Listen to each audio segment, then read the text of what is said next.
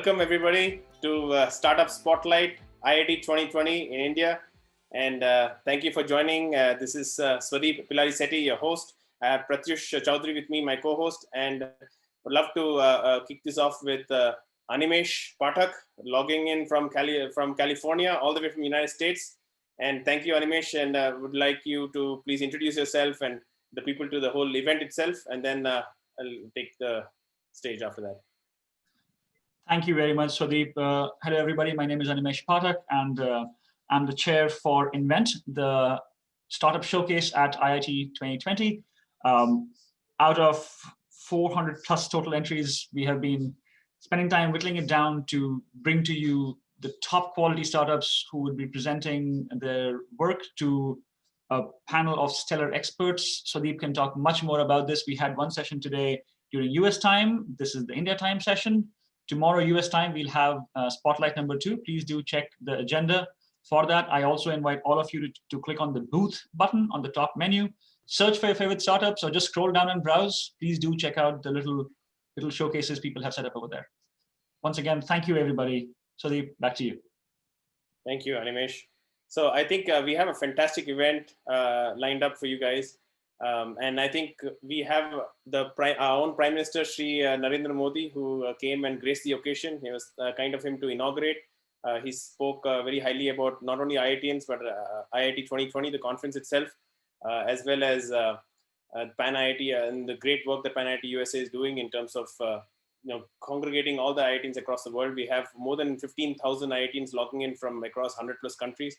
I think it's a great event happening, and we're looking forward to the Startup Spotlight, which is basically we have gone through the best of the best IIT founded startups across the world, and we have seen in this session we're going to be presenting the top 10 in Asia. We have fantastic reviewers. Some of them are top angels in the circuit. We have VC folks, looking at it. We also had one of the professors also help us out. And I think it's come out great because it's been objectively numerically done. Dr. Dhruv Nath, Lead Angel Networks, and Sushanta Mitro, they also have a book out there, and this is exactly on this and how to look at startups and how to the persistent framework, which is what it's called. And I would love to also take a minute to thank all the VCs and the angels and investors who come on board. I'm going to do a quick introduction for everybody. This is not exactly a pitch, but it's more of a showcase, right? We are taking the creme de la creme of the startups. We have, people from medtech, health tech, all over the space, right? And they're going to be coming. We have consumer, internet, SaaS, and we're going to be showcasing them to you. If any of the startups you're interested in, you can please let us know. Pan IIT, all of us will connect with you, the startups with you after this session is over, right? And I think we have a fantastic panel coming up of VCs and mentors and angels. I'd love to start doing a quick introduction. Maybe I'll start off with our introductions first, and then we'll go ahead. My name is Swadeep Pilari-Sethi. I'm your host again. I have over 2 decades of experience. The first decade in the US, I was there for my master's and PhD, Georgia Tech, University of Chicago, Northwestern. I was a scientist for many years, now turned entrepreneur. Last decade or so, I'm a serial entrepreneur and scaled a couple of companies fairly well. I'm the board of a few companies now. I'm helping early stage ventures raise funds and also grow and scale them. A company called Autonix. We're building world's first electric autonomous tractors, all deep tech, AI, ML based, SaaS based companies, and very high quality companies which are IP driven, right? In the medtech healthcare space, we're working with Manipal Group and things like that. This blue ocean venture partners that you see. We have Pratyush, my co-host, and I'll let Pratyush introduce himself. Hi, everybody. I'm Pratyush from IIT BHU, class of 2021. I'm the co-host for this event. On the startup side, I work with a couple of well-known angels. One of them is Midhen Sampath, another is Akrit Vesh, helping them with their angel investments and managing all of their portfolio. I'll be joining Amazon Web Services as one of the youngest members of their solutions architecture team in India. That's about me. Back to you, Sari. Yeah, thank you, Pratyush. Fantastic, dependable guy. I'd love to, anybody who wants to work with him, I'm happy to introduce him. He's doing a great job so far. So let's see, we have Abhinav Chaturvedi from Axel. Abhinav joined Axel a decade ago, right? He's also, he's obviously IITian from IIT Roorkee. He's a BTech in computer science. He joined a decade ago, but now partner. He is, Axel, everybody knows Axel, right? Flipkart, Ola, Swiggy, Myntra, I mean, you name it, they've done it all. and he focuses on consumer fintech and SaaS. He's led investments in Acco, Ali, Drip, Capital, Stanza Living, Urban Company, and many other early stage. In fact, he used to, before this, he was with Amazon and held different positions at engineering and engineering positions, and as well as project management. Ashish Kumar from Fundamentum, IIT Kanpur. He's a serial tech entrepreneur. In fact, he's sold, had exits to public listed companies. He's his own portfolio. Of course, he's a partner at Fundamentum, and Fundamentum is a Series B plus mid to late stage growth company, growth stage fund, does 10 to 20, 25, $30 million checks. And he's also a versatile investor as well. And his portfolio includes PharmEasy, FarEye, Spinny, and he's done fantastic in that industry. Then we have Vikram Gupta, of course, IIT Delhi, and he's the founder and managing partner of IVCap, and he's done big names, right? Bluestone, I'm sure all of you know if you've bought something for your wife, Clovia, Glab on Rent, FTCash, and so on. He's got over 22 years of experience in the private equity and M&A business. He's with IBM before this, and he's won multiple awards and recognitions, and BTech, IIT Delhi, and MBA from Case Western. We have Sanjay Nath here from Bloom, one of the oldest, early stage fund. They've done hundreds and hundreds of checks. In fact, Sanjay is here. He's a managing partner as well as a co-founder. He's got over 15 years of experience. Bits Pilani, he's one of the first investors in InMobi as well. He's got multiple investments personally as well as through the company. He's got multiple blue chips experience over PwC Consulting, HP, Compaq, Sun Microsystems, Intel, AT&T, you name it, he's been there. He also ran an LPO, which he sold later on. He actually was a co-founder of the LPO, and then he was with Mumbai Angels before that. He's working closely with Radhesh. Radhesh is here as well. Hi, Radhesh, Arka Venture Partners. And he's handling the US-India corridor, and he's looking at multiple investments, both here and global. He's a managing partner there, as well as he used to be the venture advisor for Bloom. He's focusing on early stage B2B startups investment and mentoring. He conceptualized the entire IBM India's Startup Challenge, as well as the IBM India Smart Camp. He's an MBA from SP Jain. We have Rajul Garg from Leo Capital. Rajul is one of the most prolific, not only investors, but entrepreneurs turned investor. This is exciting for all you guys out there. This guy started his company from his dorm room, grew it to millions of dollars. You know Pine Labs. Everybody knows Pine Labs. Who has, anybody who swiped on a POS, he's built Pine Labs from his lab, from his dorm room, and sold it to. He had, obviously, all of you know about Exit, and Global Logic sold for thousands of crores, and to a PE fund. And so he's also got Misho, a few of his investments: Misho, Shuttle, Lambda, Test, Infoprime, Logistics, and so on. And he's IIT Delhi, 98. Anish Joshi from here, from Unicorn India Ventures, Box.ai, Inc42. He's a managing partner there, of course, and it's a SEBI-approved fund. He's heading operations. He used to head operations at the Mumbai Angels and Bangalore Angels, and leading their operations as president. And he's now very, very active on the circuit. He's a regular speaker both at domestic, international circuits as well. We have Manish Singhal from Pi Ventures. He's also an IITian. He co-founded letsventure.com. All of you know, one of the largest leisure networks in the country. And he's on the boards of multiple companies: Locus, Drop Cafe, Bitworks, AdSparks, Apartment Adda. I can go on, right? IIT Kanpur. And then he's also worked, in fact, established companies like ATM Systems. He's worked in different startups and also established organizations like ATM Systems, Sling Media, and Motorola as well. He's also contributed to the standardization of MPEG-4, the MP4 standardization, and he has multiple patents to his name. Ravin Shastri, all of you know, he's of course, now turned investor. He's one of the founders, along with Sanjay and Bhushan, at Multiply Ventures. And he has an MBA from McGill. He's 3 times founder, and all of them very, very successful exits, co-founder of Myntra as well, and Hoopos and Nutspot. He's got his engine portfolio has over 30 companies already, and is now the partner at Multiply. We have Sompal Chowdhury, Bharat Innovation Fund. He works closely with my classmate as well, Kunal, at CII, and now he's a partner here, and he's a pre-series, Series A fund focused on early stage deep tech, IP-driven startups out of India. He's also a board member for Play Shifu, Fire Compass, and also the USISTEF, which is the United States and India Science and Technology Endowment Fund.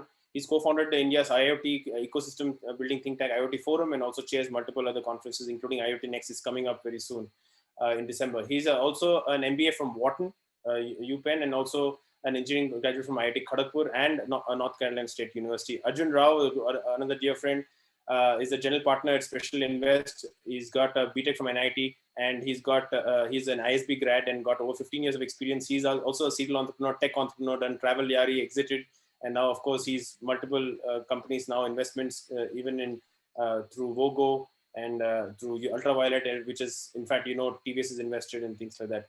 And he's also, his partner Vishesh also will be watching. Then Arun Raghavan, we have Arali Ventures. He's a founding partner at Arali Ventures. He's NIT Trichy. He's got more than 2 decades of experience in managed M&As, and he's also in Sonata Software, Deloitte, Infosys, IBM, so on. He was instrumental in setting up Fairtrade and also co-founded a brand called Reimagine. And at CDEX, he actually also helped startups in demonstrating value and moving to new markets. Alok Mittal, one of the most prolific investors here, he's done dozens and dozens of investments in so many early stage. He's obviously the founding board member of Indian Angel Networks, the largest angel network in the country. Everybody knows he's also active. He's on the board of TAI, as well as he set up Kanan, and he ran it for many, many years. And he's co-founded Jobs Ahead, which he sold to Monster India. And he's a BTech IIT Delhi, MS from Berkeley. Ramakant Sharma, founder of LiveSpace. He's one of the very prolific investors as well. He used to be Jungle Ventures before and vice president at Myntra. He sits on the board of Edureka, Pipexis, Pitstop, Piggy Ride, Kama Life, Card91, multiple companies, right? He also serves on Atha Ventures as an IC member and early stage fund. He is also a mentor and angel investor in more than 50 startups, guys. He has a BTech from IIT Kanpur and an MBA from ISB. We have Abhishek Goen from Traxin, who's the founder and COO at Traxin, one of the largest platform tracking innovative startups and private equity companies and emerging sectors. He's at IIT Kanpur and one of the most prolific investors, I think, in the country right now. He's including his personal and his, I was just speaking to him yesterday, more than, and his fund, he's done over 100 checks, guys, 100 checks. I mean, that's incredible. It's incredible how he's adding value to the ecosystem. Before that, he was at Amazon before starting Traxin. Arvinder Gujral is MD for Twitter for Asia Pac. Thank you. He's one of the most prolific, not only angel investor, but very, very smart guy. He used to be the digital head for Aircel, and he's got over 20 years experience. He used to be in California and did multiple startups there as well. He's an MBA from Symbiosis. Abhishek Nag, Netflix India, got over 30. He's actually a business development head for Asia, South Asia, as well as India. For Netflix, everybody knows Netflix. He's got investments in MyGate, MPL, so on. All of them have gone on to raise hundreds of crores.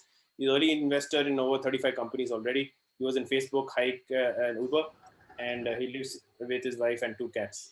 And KVS Manian, Mr. Manian, thank you for joining. He's on the board of Kotak Mahindra Bank. He heads corporate institutional investment banking. Before this, he was the president of consumer banking. And he's at IIT BHU, Varanasi, and he's a PG, he did an MBA from Jamnana Bajaj Institute of Management Studies, and he's got over 30 years of experience in investment banking, corporate banking, consumer banking, financial accounting control, and thank you for joining. Mr. Devdas Shah, coming in from Toronto, Canada. He's actually the ex-India MD for Brookfield Asset Management, one of the largest PE firms in India. He has a BTech from IIT Bombay. He's an investor and board for multiple companies, 20 years experience, investment management, investment banking, former managing partner at of course, Brookfield, as well as the CEO at ICICI Securities, with prior experience at JP Morgan, CIBC, and so on. He's been working in New York, Toronto, London, California, in Bombay, and pretty much all the top cities in the world. And thank you for joining. Guru Maladi from EY India. He's actually heading innovation for EY India.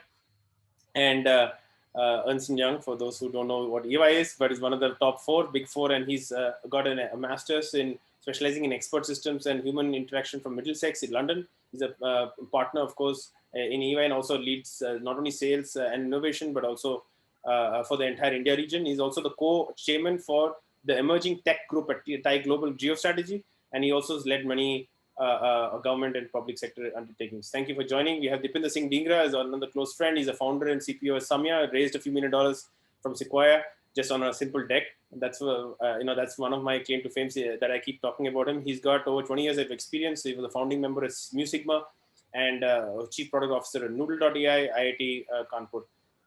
And he's also got multiple angel investments, including MyGate, who raised $56 million recently. Helen, thank you for joining. He's another dear friend. He's actually IIT Kharagpur, and he's got more than 20 years of experience. He's a serial entrepreneur. He grew a company called iDrive safely to more than 1 million users in the US. Became the market leader. Did a great exit. Came back. It did more than a dozen investments in India. An angel investor and advisor to multiple companies. Thank you for joining. So that's a great panel, guys. I think one of the best panels I have seen in a long time. Thank you everybody for joining. If I've missed anybody in terms of introduction, please let me know right now. I was trying to be as meticulous as possible, but if I have not mentioned someone's name on the panel, please let me know, and I'd love to do the quick introduction. Did I miss anybody? I hope not. Great. Thank you so much. And I think we're going to jump right in. We're right on time. We're going to jump in with the first startup on the panel. And let me invite. So before we go into that, I would like to do some small housekeeping, right? Guys, please, all of you, switch off your video, all your phone, not your video, sorry, your phones. Put your mobile on mute, right? And make sure that there's no, external sounds coming around you. And only all the panel members can please leave your video on all the time. All panel members, please leave your video on, audio on mute. Only when you're speaking, your audio goes on mute and then go back on, right? And the startups, please have a stopwatch right in front of you, so you know it's 5 minutes for pitching and 5 minutes for Q&A, right? So I want to make sure that you're on time. And Pratyush is going to be doing Swadeep, I just want to say one thing. I love the intros. I'm coming to you for introducing all our events from here on. It was wonderful to meet all our friends there. Thank you. Thank you, Sanjay. So kind of you. Okay, guys. So who are we starting with? Darpan, are you there with Bromo? Yes, I'm here. I think you should start, Darpan.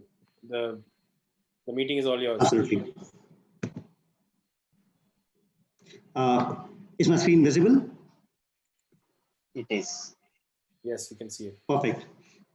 So really honored to be presenting in terms of in front of such a esteemed panel and thousands of IITians who are viewing me. I'm Darpan Khurana. I'm the co-founder of Bromo. I have experience in technology and data science and strategy-based MNCs as well as startups from the likes of Oracle to Housing, Snapdeal, and Vcash. My co-founder Ankit is also a serial entrepreneur. He worked with Unicommerce. He was chief operating officer over there and history advisor in the past. We both are IIT Delhi graduates. So at Bromo, we have formed this company with a vision to provide the access of financial products to the next 500 million consumers of India, which we also like to call the real Bharat. And the way we want to do it is by achieving the mission of creating 5 million micro entrepreneurs who will be doing this job. The whole thesis behind this is that on studying deep about the financial industry, we realized that the penetration of financial products in India across all three verticals of lending, insurance, and investment is pretty low. While the market is growing at a rapid pace and about to touch $2.3 trillion by 2025. Talking to the various stakeholders in the industry, including customers, we realized that the three core key needs of the customers, which are assistance, accessibility, and trust, are not solved by existing distribution channels, of course, excluding the financial institutions. So we classified the existing distribution channels mainly into two verticals. One is the online-only vertical and second, offline-only vertical. Online is able to solve for the accessibility by bringing in plethora of products on one single platform, but they are not able to give the right assistance and trust because of a digital platform. While offline does the opposite, they have limited availability of products, while the assistance and trust are able to be solved because of the physical presence of a reseller or an agent. We realized that the best way to solve this problem would be mixing both the approach and building a model out of it, which we call as a O2O approach or also a social commerce approach, where the online will bring the accessibility while the offline will give you the assistance and trust. We've recently seen successes in a similar models with the likes of Meesho and in the e-commerce sector and Turtlemint in our own sector, where they have done a similar thing. What we envision is we are creating a platform, Android platform to begin with, which will be integrated with financial providers across lending, insurance, investments, bringing on their products to the platform. And this platform will be provided to the Grovo partners or the resellers who will be then selling these products to their customers via social media or their physical storefront or face-to-face interaction. The way we want to acquire this Grovo partners is a fourfold strategy. First is learn. We provide them the training and certification because financial products are a very tricky market. We want new people to enter this industry and earn a livelihood. Second is branding. We provide them with all the material websites to make them get customers. We help them selling via our platform and give them like soft niches of good products to sell. And eventually we want to engage and retain them by building a good community and having good content and communication around it. Over the last 6 months post-COVID, since we launched the insurance vertical, it has grown crazily. From $2,800 in May 20 when we launched to $110,000 last month. We have grown 40 times in the last slightly over than 6 months. Our journey so far has been fantastic. We are here since last 1.5 years. We tried our hands with loans, but because of COVID, it went down. But insurance really picked up well. We also raised funds. We have raised $0.6 million. I'm lucky to have a few of our investors in the current panel itself. We are also a Y Combinator batch. We are a part of IIT2020 cohort. We are also recognized by Lightspeed. We were a part of their extreme entrepreneurship cohort last year in 2019, and top 10 comes out of that. Currently, we are looking to raise $3 million in a pre-series round to further accelerate our growth in the next 24 months, get the required licenses, and bring in more products vertical to our platform, including credit card and other verticals. Our aim is that in the next 24 months, we want to reach a $30 million plus of annualized insurance premium and have more than 5,000 active partners every month. Below are our contact details. Feel free to reach out to us. Happy to answer any question which you have. So I'm opening up to the panel. So if you have any questions, feel free to ask them. I think it's a very good, one of the top startups that has been presenting. Hey, hi, Darpan. Where is your company registered? Currently, we are registered in India, but because of the Y Combinator, we are flipping it to the US. Okay. Darpan, is your online platform a multilingual platform? Yes, it is a multilingual platform. Currently, we just have 2 languages, English and Hindi. In fact, the Hindi vertical is just launching on Monday. But in future, we do plan to have at least most of the languages for Indian consumers. Yeah, because to reach the kind of audience you are thinking about, I think multilinguality is very important. Exactly. Okay, John, I request you, if the person who's asking the questions, can his video be shown along with the Darpan's? And then when Darpan is speaking, if it's only one allowed, then Darpan can show that his, when Darpan is speaking, then you can show his face. Yeah, if that is possible, that would be great. Next question, please. Yeah, hey Darpan, where do you get your partners from? Like, what is the profile of the partners, and how Absolutely. much? Yeah. I'll take both the question. The first one is, how do we get the partners? It's a threefold strategy which we have. The first is we do digital marketing, Facebook, Google, and other media. The second is referral. Referral happens to be one of the strongest platform for us. In fact, even now we are getting more than 15% of our new agents via referrals. And third is strategic tie-ups. There are a lot of other reseller networks like in different sectors like travel or e-commerce, where there are resellers who would want to, with some additional learning, sell financial products and enhance their earnings. That's how we do it. In terms of earning, currently an average partner with us earns, whoever is earning around 5,000 rupees every month. But this number will grow definitely because we'll be adding more products, high frequency products, as well as the platform will also enhance. And with time, their confidence in the platform increases. Next slide, sorry, I'll quickly go. Darpan, what ensures that your partners stay with your platform if someone else starts building the same model with, an equivalent or more amount of capital? Absolutely. We already have competition. In fact, a lot of the partners are coming in from our competitors because of few reasons. One, having a large number of products in itself is a very tricky job. The second thing is, we are very focused on product from day one, while we realize that other platforms are majorly coming from a traditional background and they all have sales focus. So keeping somebody engaged on your platform requires a lot of engagement and activities, which can be driven only if you have a tech and a product-based approach. And third thing, we are aggressively working on a community, which will involve not just selling or buying, but the entire life cycle of a person's every day. So that community is helping us as being you can say, a binding force for us. Of course, there's threat, but we have confidence that it's a multiplayer market and we'll definitely be able to create a big market. Darpan, maybe I'll go next. So I understand your choice of demand. How do you decide which are the right initial setup supplies or the financial products that you want to make it available on your platform? Absolutely.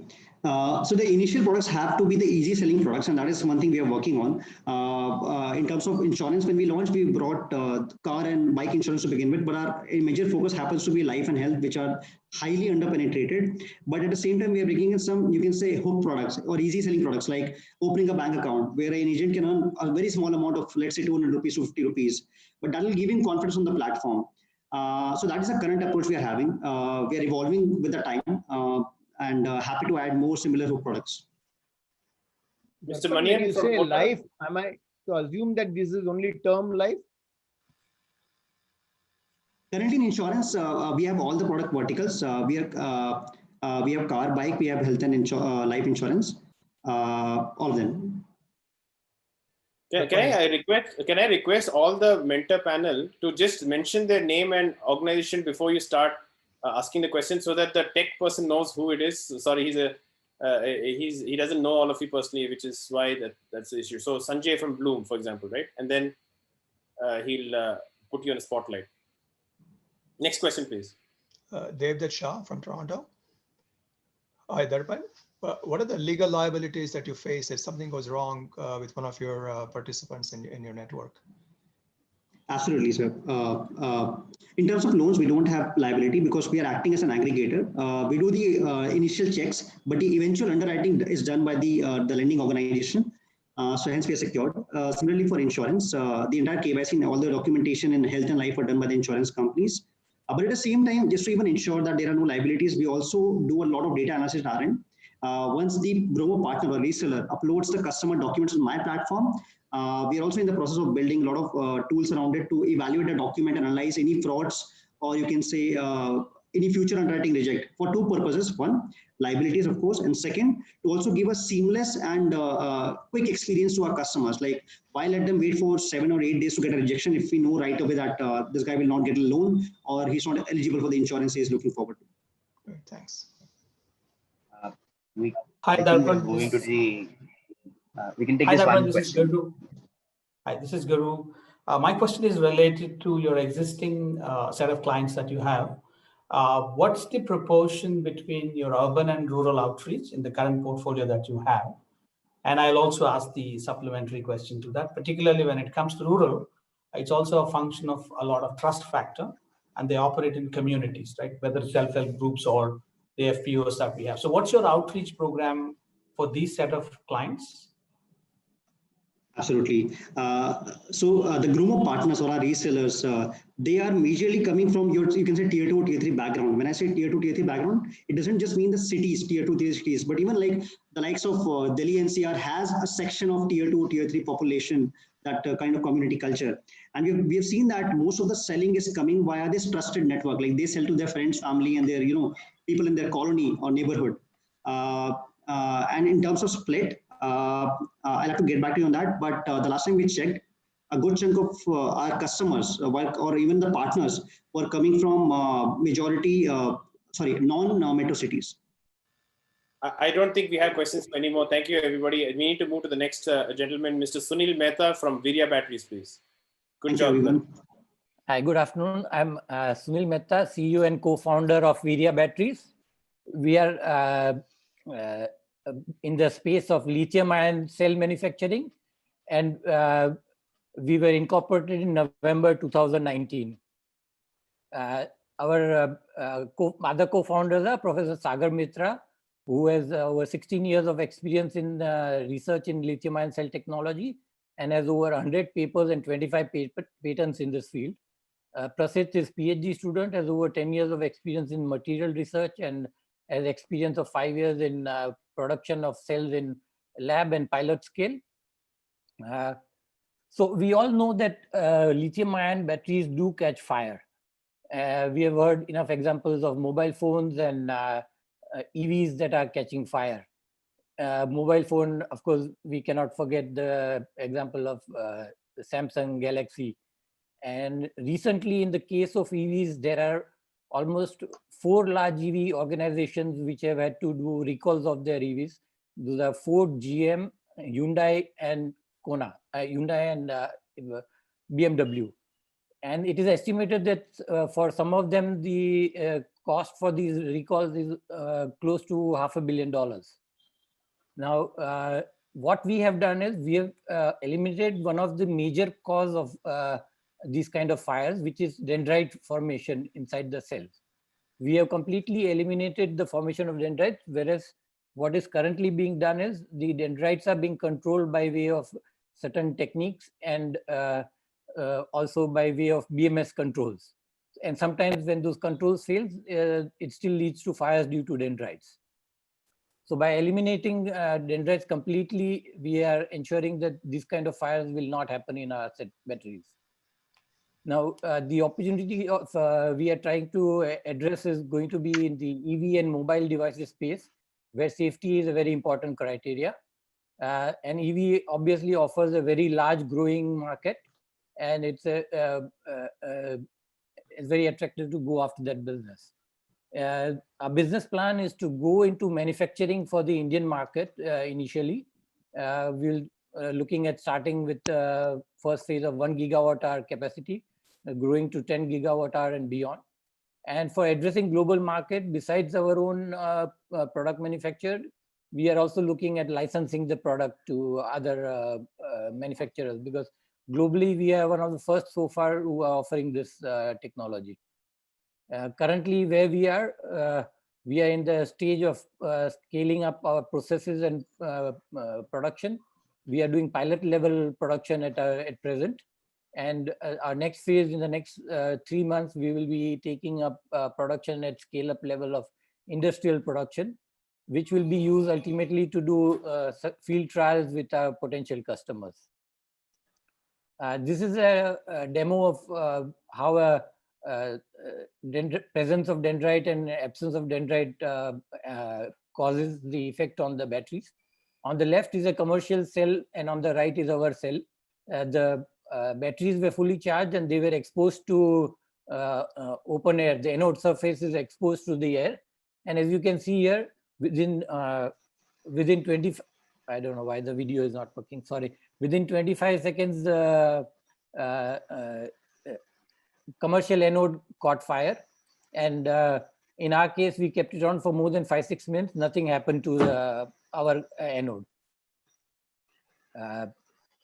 So what are the key value propositions? Besides safety from fires and explosion, the other value proposition that dendrite-free solution offers is, due to dendrites, it is known that many times the cells fail early in their cycle life. So if the cycle life is supposed to be 3,000 cycles, they may fail at 1,000 cycles or 1,500 cycles. There are also cases where there's some catastrophic degradation of the cells. So suddenly a 10 ampere hour cell may drop down to 2 ampere hour capacity, or there are voltage drops also that happen. So these kind of failures do occur due to dendrites. And with our dendrite-free approach, these kind of failures will not occur. And these kind of failures, especially in the EV segment, causes a lot of OPEX to the EV OEMs, because they have to replace the battery. In the case of, in some cases, they have to replace the battery modules, and some cases they would have to even replace the entire battery pack. Now, all this we are able to achieve with no compromise on the other parameters. We are able to achieve equal or better performance than the tier 1 level performance cells in the. Well, you're going over time, so you 10 seconds to wrap up, please. 10 seconds. Yeah, okay. Our customer base is EV OEMs, and we have a roadmap to go to the manufacturing scale. And what we are looking for is raising funding of about $3 million in the next round. We have already raised about $200 million, with which we have completed the lab and pilot scale trials. $200,000, not 200 million. Yeah, 200,000. $200,000. Great. Can you go to your final slide where you show your content information? We'll go into question and answers. Yeah. What is the first question? Okay, that's it. Okay, that's the last slide. Good. We can leave it there. Let's ask for the first question. Yeah, this is Manish from Pi Ventures. Sunil, what is the fundamental innovation that you have done which has helped you eliminate the dendrite formation?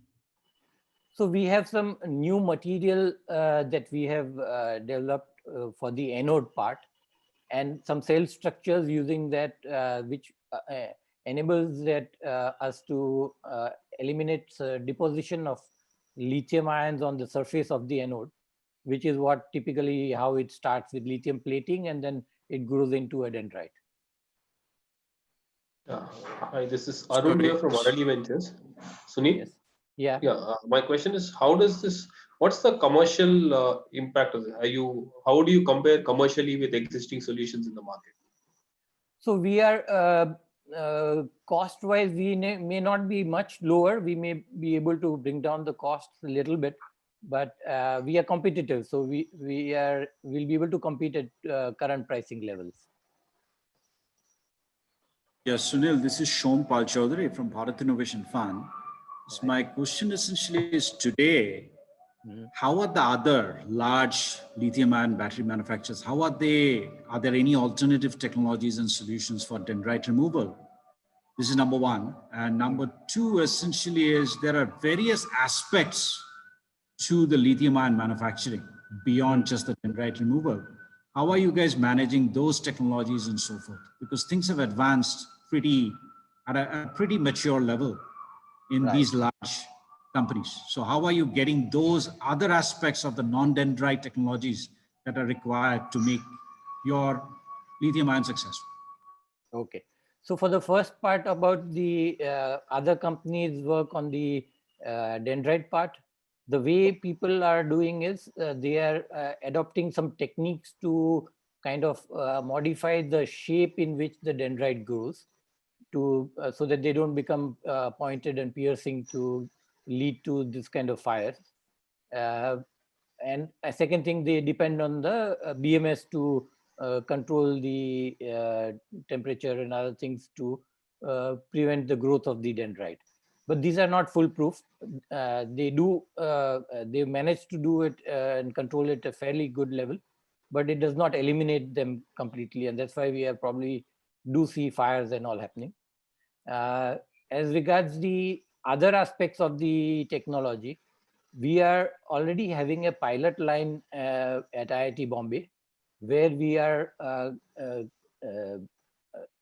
building the entire cell with learning all the other aspects. So we have to make all the electrodes, and we have to build the cells, everything we are doing. So we are very close to achieving a full performing cell within the next month. Once we do that, we plan to contract manufacture with our technology, and we may be even looking at when we go for manufacturing, we may even look at partnering with some existing company who has many years of experience to support us in the setup and kind of building the initially ramping up the production levels. Got it. So please do contact me. One last question. I'll introduce you to a couple of very good battery manufacturing folks. Sure. We have time for one last question, please. We're actually done, Sudeep. Okay, we'll go to the next startup then. No problem. Okay, thank you so much, Mr. Sunil. Good job. Thanks.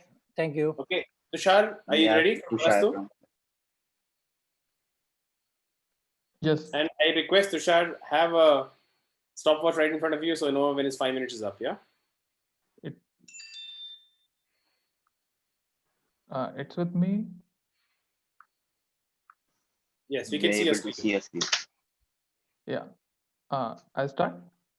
Yes, hello, Tushar. I'm Tushar from Manastu Space. We are building world's most efficient fuel and engine for satellites. Why we do it? So we have a dream that one day all the problems on the Earth will be solved using space, powered by our fuel and engine, safely and sustainably. How? Well, like the internet 20 years ago, space is a new platform to solve the problems on the Earth, and Earth satellite, imaging satellite, internet satellites are bringing out this change. But we are barely scratched the surface, not even 2%, 3% of the potential. Why?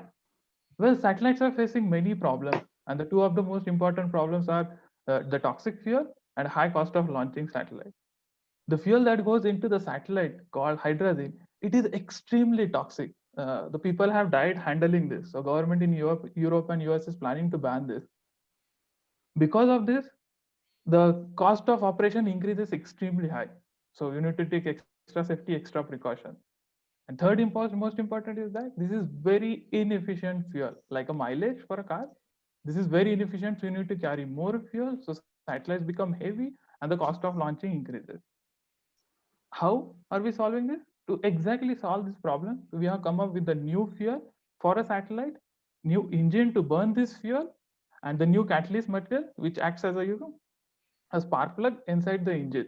So new propulsion system, iBooster. So how good is it? Imagine you have a 2-ton satellite costing $40 million to launch. With our fuel and engine, it will be just 1.5 ton and $28 million in the launching cost. Why? Because our fuel is 25% more efficient, more than what NASA has developed, and as safe as common salt, saving 30% to the satellite manufacturer. Well, of course, it's an international problem, so people in the world are solving it. But we have two most important advantages that what Europe and US is developing. 60% cheaper system, cost of one unit system, and 10% more efficient than the alternative option that there are in the world. So who are the customer and what are we targeting? So we are targeting satellites that are of around 100 to 200 kg because they are creating one of the biggest impact in the way we solve the problem in the space side. Around 15,000 satellites are planned in the next 6 to 9 years, and $22 billion the propulsion system market, around 15% of a satellite cost. And we have already DRDO paying customer and talking to ISRO, Boeing, Airbus, and this is a tentative projection that what we are looking for in terms of planning the revenue. In terms of validation, in this lockdown, we got a contract from DRDO, the Indian Defense, to build this technology for Indian military satellite, around 1 million in cash and 1 million in kind support in terms of DRDO facility, technology, and expertise. So building this, it's a DRDO paying customer to develop this technology for Indian military satellite. What we will sell? We will sell a complete propulsion system as a OEM to satellite manufacturer. You build a satellite as a customer and we'll supply with the propulsion system, including fuel, engine, all the accessories at 60% cheaper cost and at the 50% profit margin. So where are we? So we started R&D 3.5 years ago and did a multiple reviews with ISRO and DRDO and our own testing, and planning to finish the rest of the development in next 1.5 years in terms of testing it in the flight after that.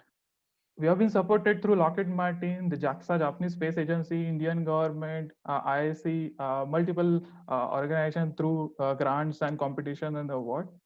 Who are we? So we are alumni from IIT Bombay, working very closely with IIT Bombay professors and using IIT Bombay labs. And we have experience of building our own satellite and launching it into the space.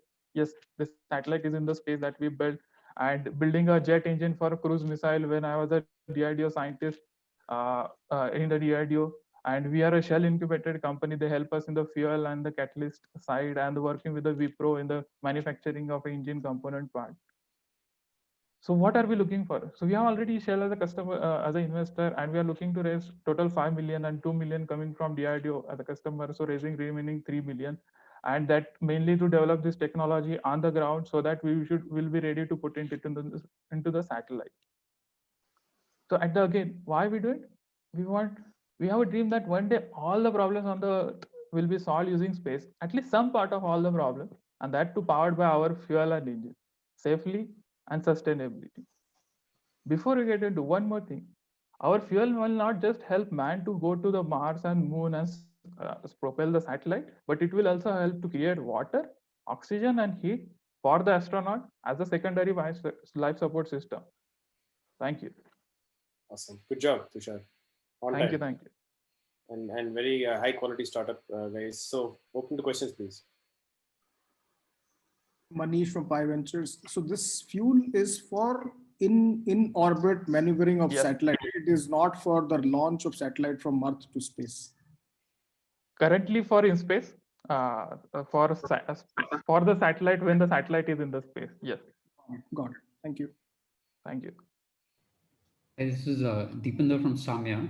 So in a satellite, how much of this fuel goes, like how do you measure that? How much and what is the cost per satellite for this fuel?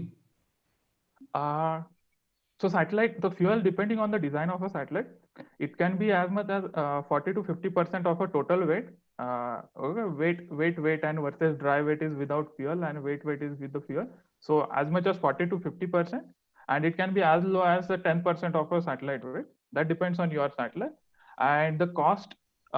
Mainly the cost is to launch that weight in terms of fuel. The fuel cost is comparatively negligible. Of course, it's still a high number in absolute term, but as a percentage wise, just the cost of fuel is comparatively low. The cost of complete system is quite high, around 15% of a total satellite cost. So suppose your satellite is around $10 million. So this will cost around $1.5 to $2 million for the propulsion system. So Tushar, how does this, Go ahead, Abhishek. Tushar, how does this compare with M315E, which the US Air Force developed over 20 years ago? Yes.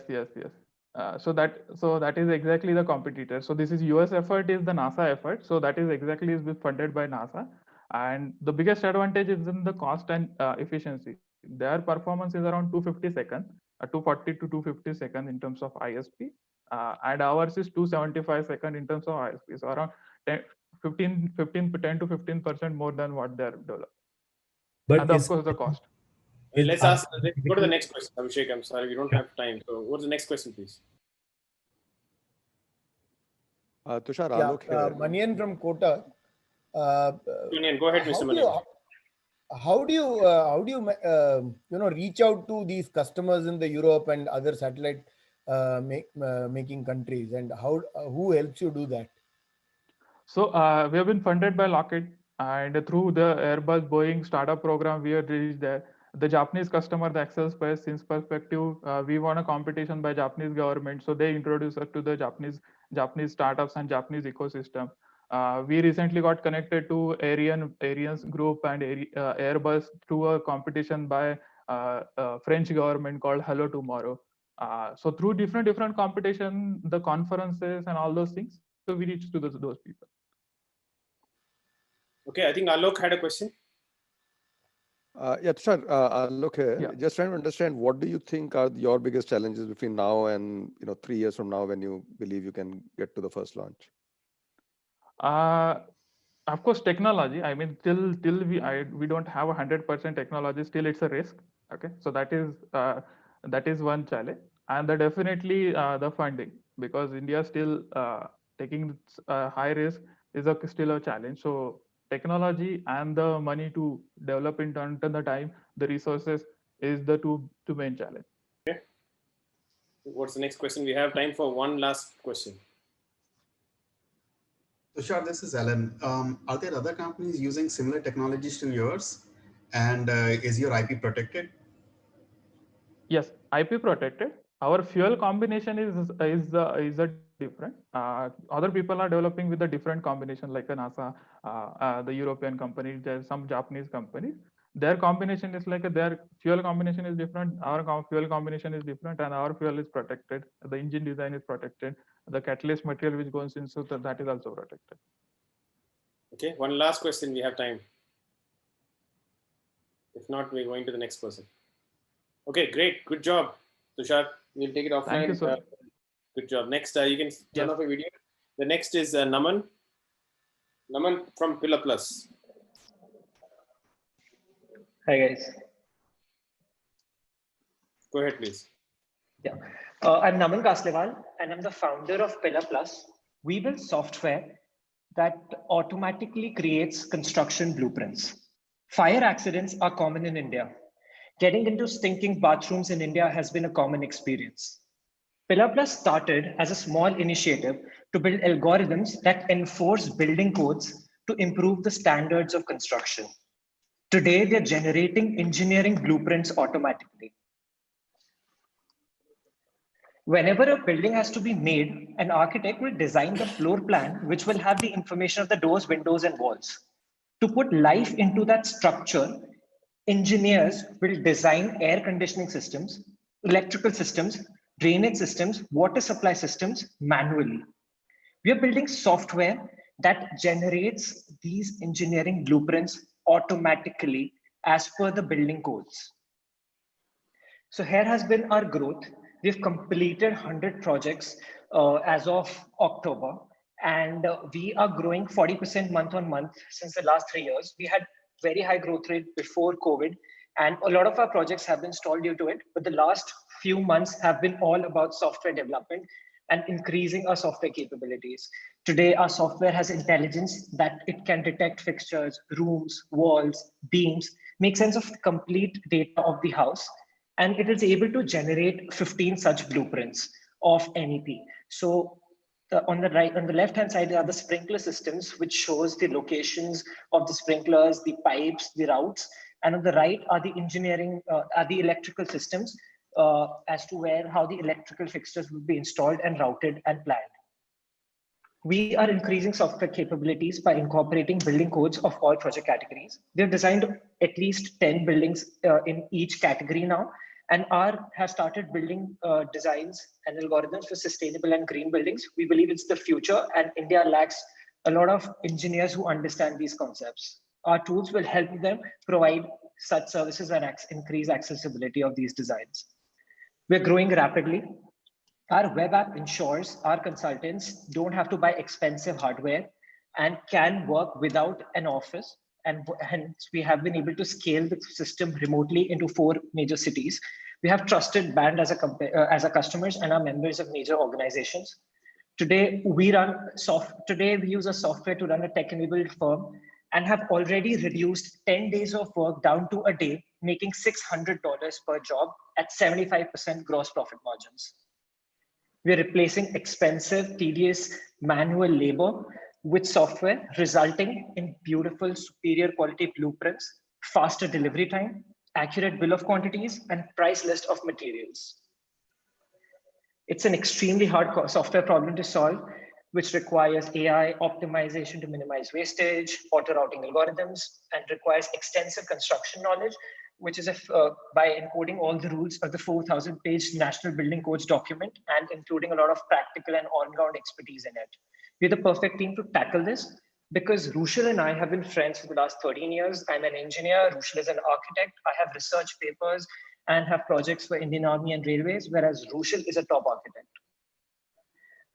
10 million jobs per year, making the current ticket size of $600 gives us a $6 billion opportunity of NEP in India alone.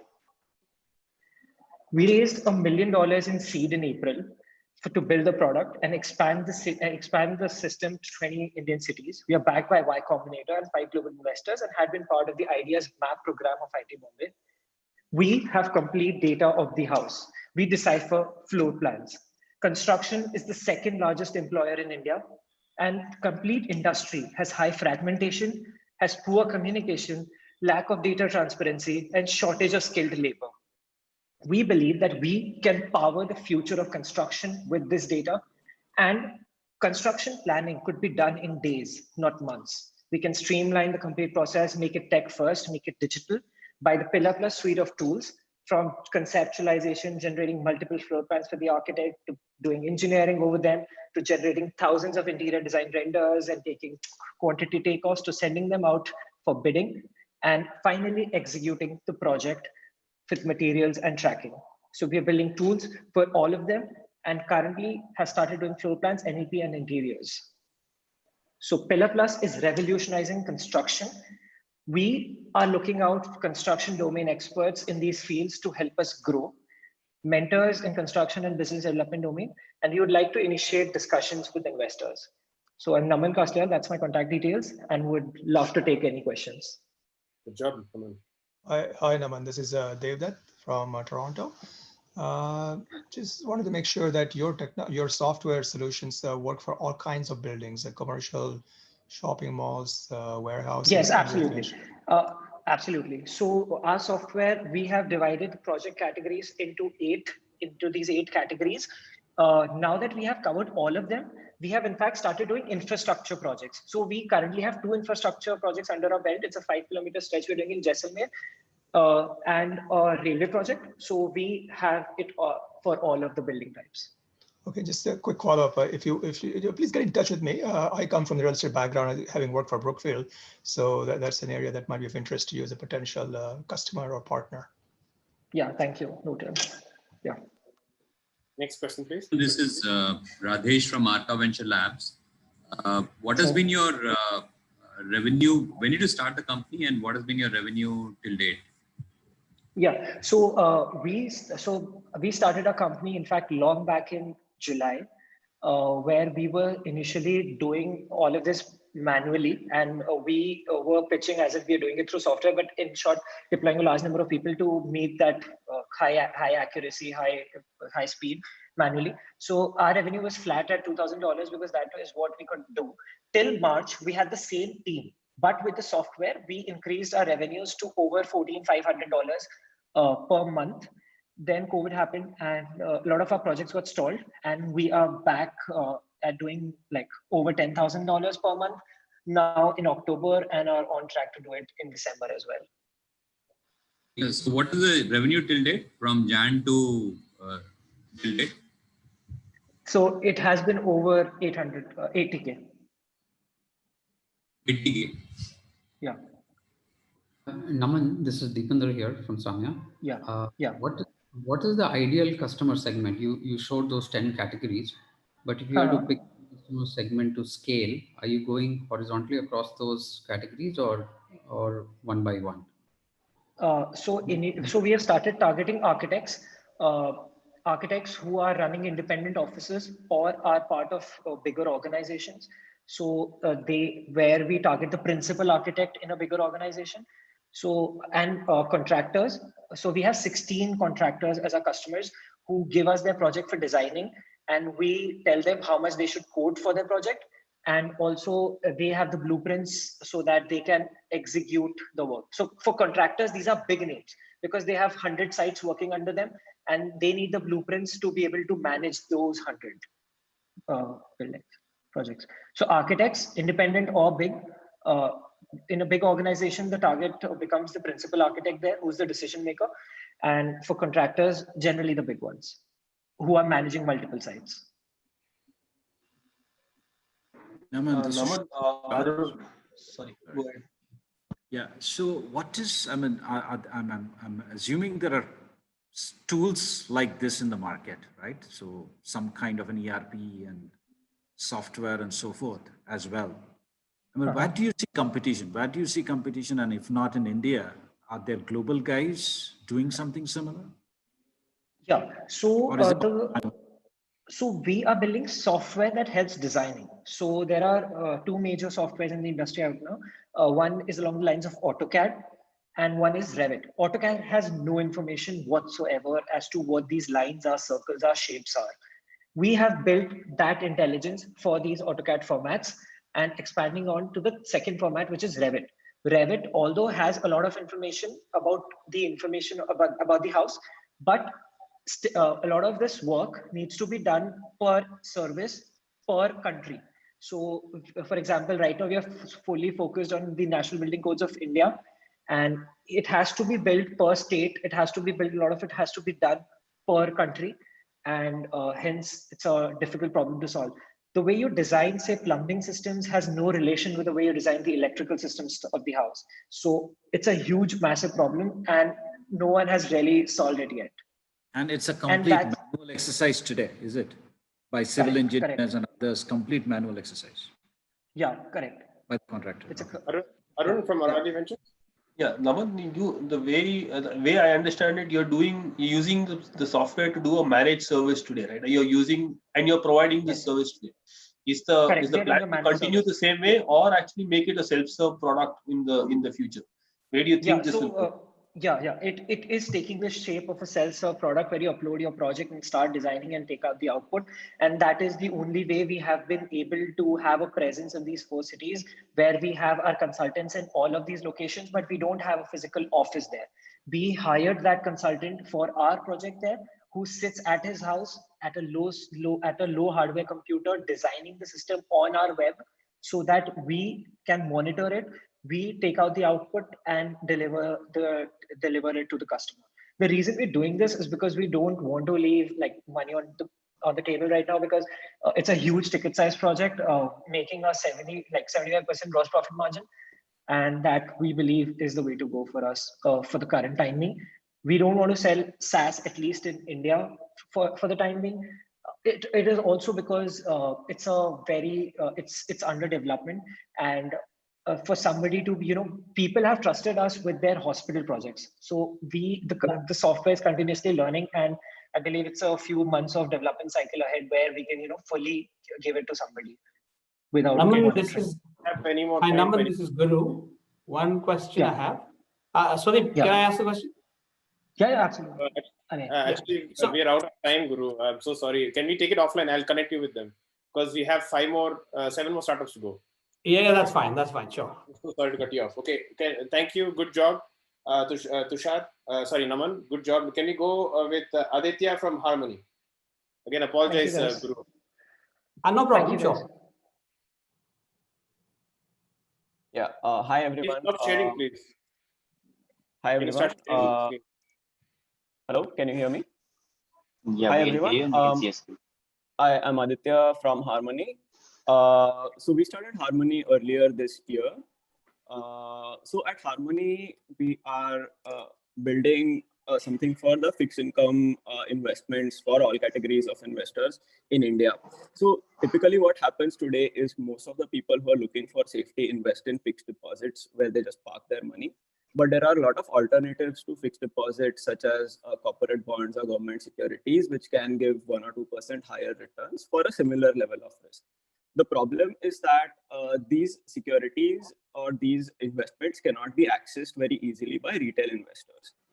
So what we think is what has happened in case of equity markets and the mutual fund industry in the last 8 to 10 years, where there has been rapid digitization, which led to massive increase in the number of investors participating in this market. The same thing will happen in case of debt as the next asset class. So how are we solving this, right? So we are mainly doing 3 things to solve for this problem. So the first one is that we are building a fixed income marketplace, which will provide access and best pricing to the investor. We will also offer two-way liquidity, which means that an investor can not only buy or make an investment from us, but they can also liquidate if they need cash. And it's needless to say, all of this will be fully digital. The second thing that we are doing is we will create customized and exclusive products that can be catered to the investors' requirements. These can beat FD returns very, very easily.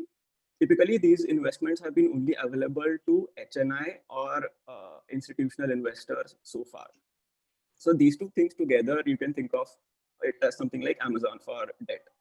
The third thing that we are doing is we will create portfolio solutions. So you can think of something like thematic baskets, which address a particular requirement, or cash flow solutions, or SIPs in fixed income investments. So this market is very underdeveloped in India right now. So we have kind of an early mover advantage, which we are using to create a strong distribution network and establish a supply of fixed income products from various sources. So with these 2 things, we believe that we can improve our choices and liquidity on our platform, which will help us reduce the costs and help us gain even more customers. So typically, the way the market has been structured in India is that it has been catered to only by offline and large wealth advisors who have very operational or manual processes, and they charge a very wide spread of fees for helping investors invest in fixed income assets. So we will stay ahead of the competition by creating exclusive products. We will control and manage the supply, and we'll keep our costs as low as possible so that the investor gets the highest possible returns while having safety in their investments. So far we have built out our marketplace, and this is live. We have started taking on customers through this marketplace. We also have created an API suite with which we are integrating with large fintech platforms. So 2 integrations are already underway, where the customer base is around 100,000, and a lot more are in the pipeline. So our team comes from a strong background in financial and technology services. So right now, our next steps are that we want to hire for technology and ramp up the business. We've just begun speaking to investors, and that's where we are at. Happy to take on any questions. Okay. Wow, you're on time. In fact, you have an extra minute for Q&A. So we'll jump right into the Q&As. Alok here. Hi, Alok. Go ahead. Aditya, are you trying to be a product manufacturer or a wealth advisor? You mentioned in your competitive landscape that you're comparing yourself with wealth advisors, whereas where your deck started was more creating fixed income instruments for retail market. Can you just clarify on that? Yeah. So, so we are going to be, we are basically creating the plumbing. So we are going to create the product and get them to the market. The distribution channels for us could be another fintech platform, or it could be another wealth advisor, like an individual wealth advisor. But we are essentially creating the plumbing, and we are also bringing the products into the plumbing from one end. Okay. Arvinda, I think we can't hear you. Your audio is cut off. You're asking a question, right? Yeah, you can't hear me? Yeah, I can hear you now. Go ahead, please. Yeah. Aditya, can you give me, just clarify who is your ideal target audience you're going after, the target market you're going after, and what's your go-to-market plan? Sure. So, so right now our target is individual investors who can invest from as little as 10,000 rupees. So our go-to-market plan is doing these deep integrations with large fintech platforms. So we've tested out various strategies in the last few months. We have not raised any funding so far. So we have not done digital marketing as of yet. Direct to customer is something that we would want to do post funding. But deep integrations can bring us huge volumes. We can give customized and exclusive products to the integrations that we are doing, so that their customers who are digitally savvy, who already do investing from let's say a wealth management platform, they can see one more option. Just like a mutual fund, they will see a fixed income product alongside that. So yeah. Can I go ahead? Sorry.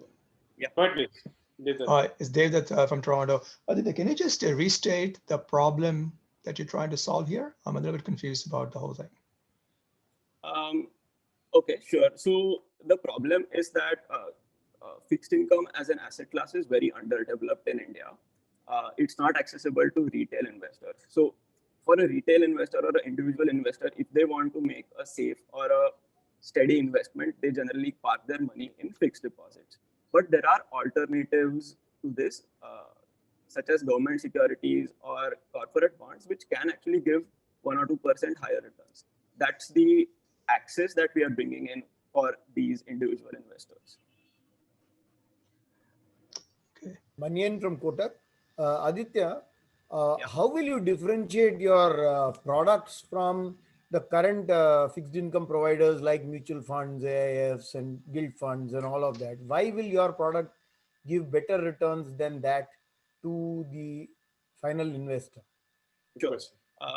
It's a good question. So mutual funds typically are a good option for someone who wants to do fixed income investments, but you do not have control over what is the underlying.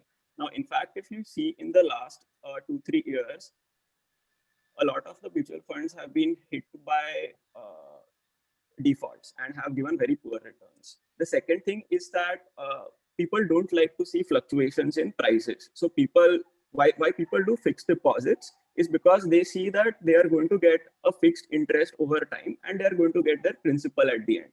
So a fixed income product which does the same thing actually is more easier to understand than a mutual fund where there is daily price change. Okay. We have time for one last question. Maybe hey, hi, this is Anil. So it's more about picking up any product on your site, or you also have a recommendation engine? So we are building nudges to help people choose the right investment for them. So we are not becoming an advisor at the moment, and I don't think we have plans of becoming an outright advisor, but we can help people choose the investment which is right for them. Right. One more question, please. 1 or 2 more questions. Just follow up. You say not an advisor, but you help. how different? So we can help them. So based on certain characteristics of the instrument, that what's the maturity or what's the interest or what's the level of risk. So we will help them choose. We will make it very simple for the choice framework to kind of be available to them. That's what I mean. Does that clarify? Great. Any other question, Mr. Manian? You have anything else to add? Are you good? Okay, great. No. Let's great job, Aditya. Let's move on to the next Sumant from Alpha Tech, please. Is Sumant here from Alpha Tech? We'll move on to the next speaker. And please keep in mind, all the panelists, this is one of the best companies have been selected. Literally a filter of IIT, and on top of that, we have make sure that all the metrics have been taken into account, how big the market and so on.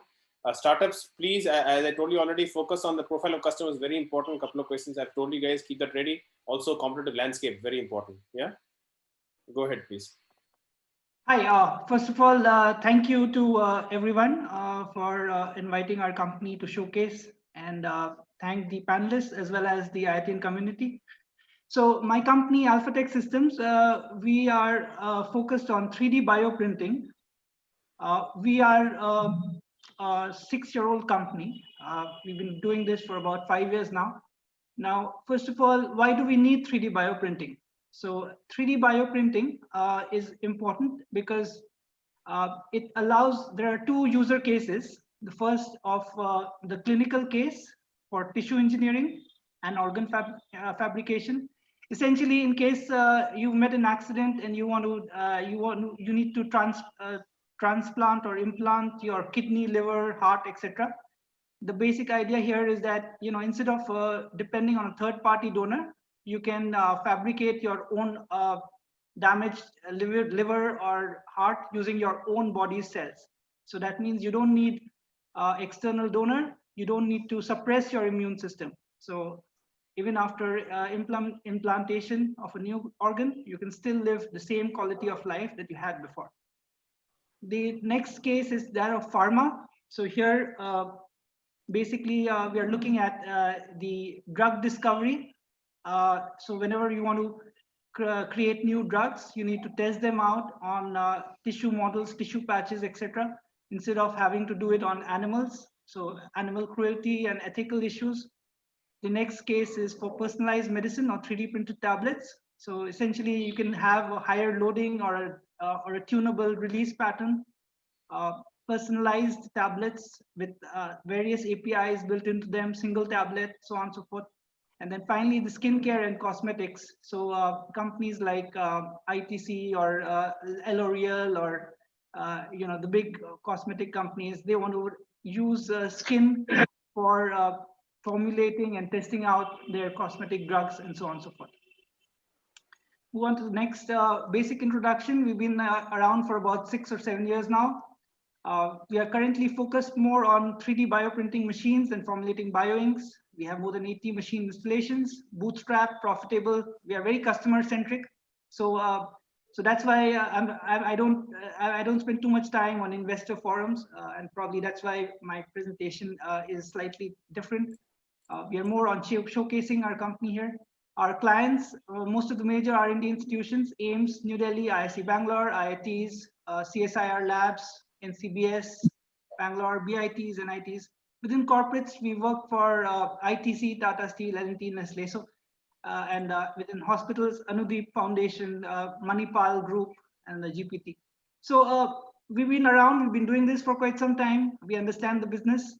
The 3D bioprinting workflow. So how does this whole thing work? So this starts out from taking the CT MRI scan of patients. We convert that into 3D models using various softwares like BioCut. Then these pre-surgical, these 3D files are then used to make pre-surgical models. And then the affected regions are then isolated, and then they can be used for 3D bioprinting. And then within the 3D bioprinting, we are basically using 3D bioprinters, and with the help of 3D bioprinters, we can fabricate the affected regions, and then finally they need to be implanted back into the animal or eventually the human beings as well for post-cure studies and so on and so forth. Next slide.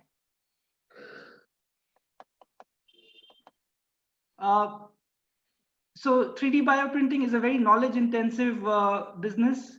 You cannot just do it alone. You need to depend on a number of partners, ecosystems. So for 3D bioprinting, we build our own 3D bioprinters, but we are also dealers for Selink and Regenhu in India. And within bioinks, again, we formulate our own bioinks, and we also distribute inks from reputed companies like Manchester Biogel and UPM Finland.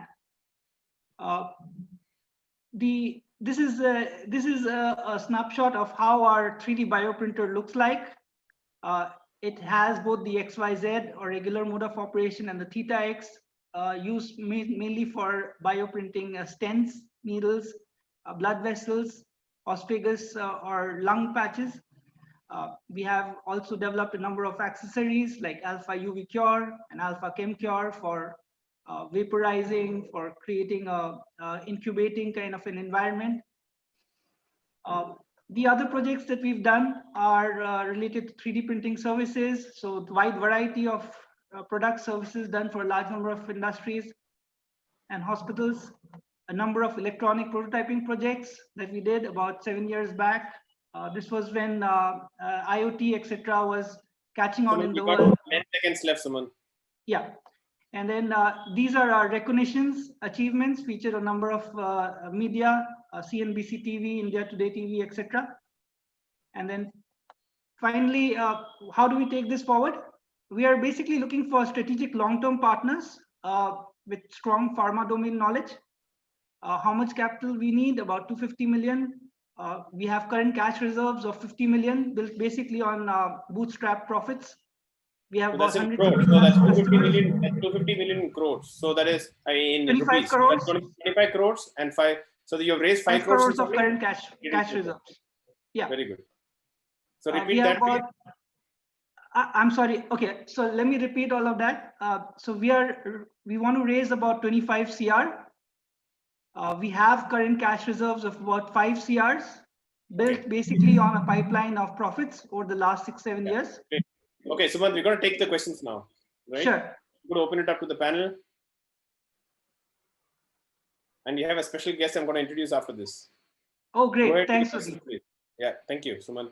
What are the questions, please? We can go ahead now. Hi, Arjun from Speciale here. What are the key sources of revenue for you right now? Right, where have you generated the maximum revenue so far? On which use cases? Mostly from 3D bioprinting customers in R&D institutions. These are generally central government funded agencies, and also a few pharma companies like Loris Labs and ITC and so on, who want to invest in 3D bioprinting machinery for their labs and so on. We also supply consumable items to these customers. So this is slightly different from the regular 3D printing companies, because once they sell their machines, they don't really have a pipeline of revenues. In our case, since most of the consumables are proprietary or not easily available outside, we have a ready stream of revenue from these customers. So, okay, Arvinda. Hi, Sumant, Arvinda from Pura. From your revenue and profit perspective, what percentage of that is driven by your own products that you sell versus third-party products that you're selling in your portfolio? If you want to take this on a personal level, I'll be happy to divulge that. But right now, on a public forum, I would not be happy to. But yeah, a fair amount of it comes from our products as well. So I would say at least 30% up. Okay, thank you. So, yeah, thanks Suman, this is Shom here from Yes. Bharat Innovation Fund.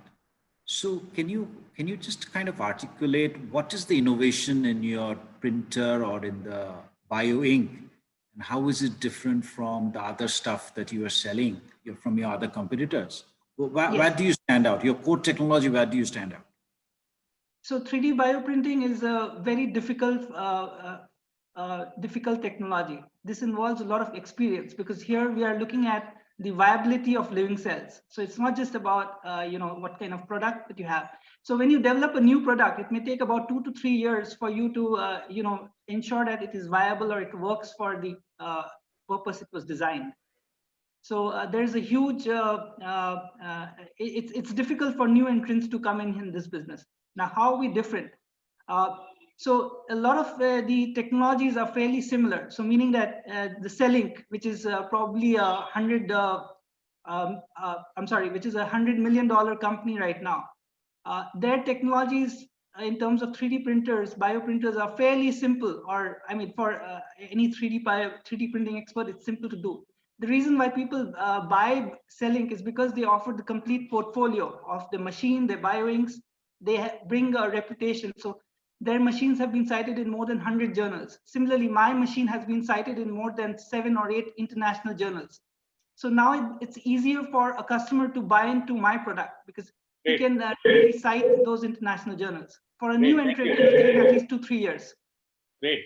Thank you so much, Sumant, for your time. And that's the time for now. We have, if everybody can go on mute, I am going to introduce all of you to a special guest who's come in on the board of Pan IIT USA. He's the conference chair for the entire IIT 2020 conference, and one of the most well-connected persons I know that I've ever met in my life. Literally, he knows who's who, especially in the United States. All the funds, who wants to raise funds internationally, please talk to Sanjeev right away.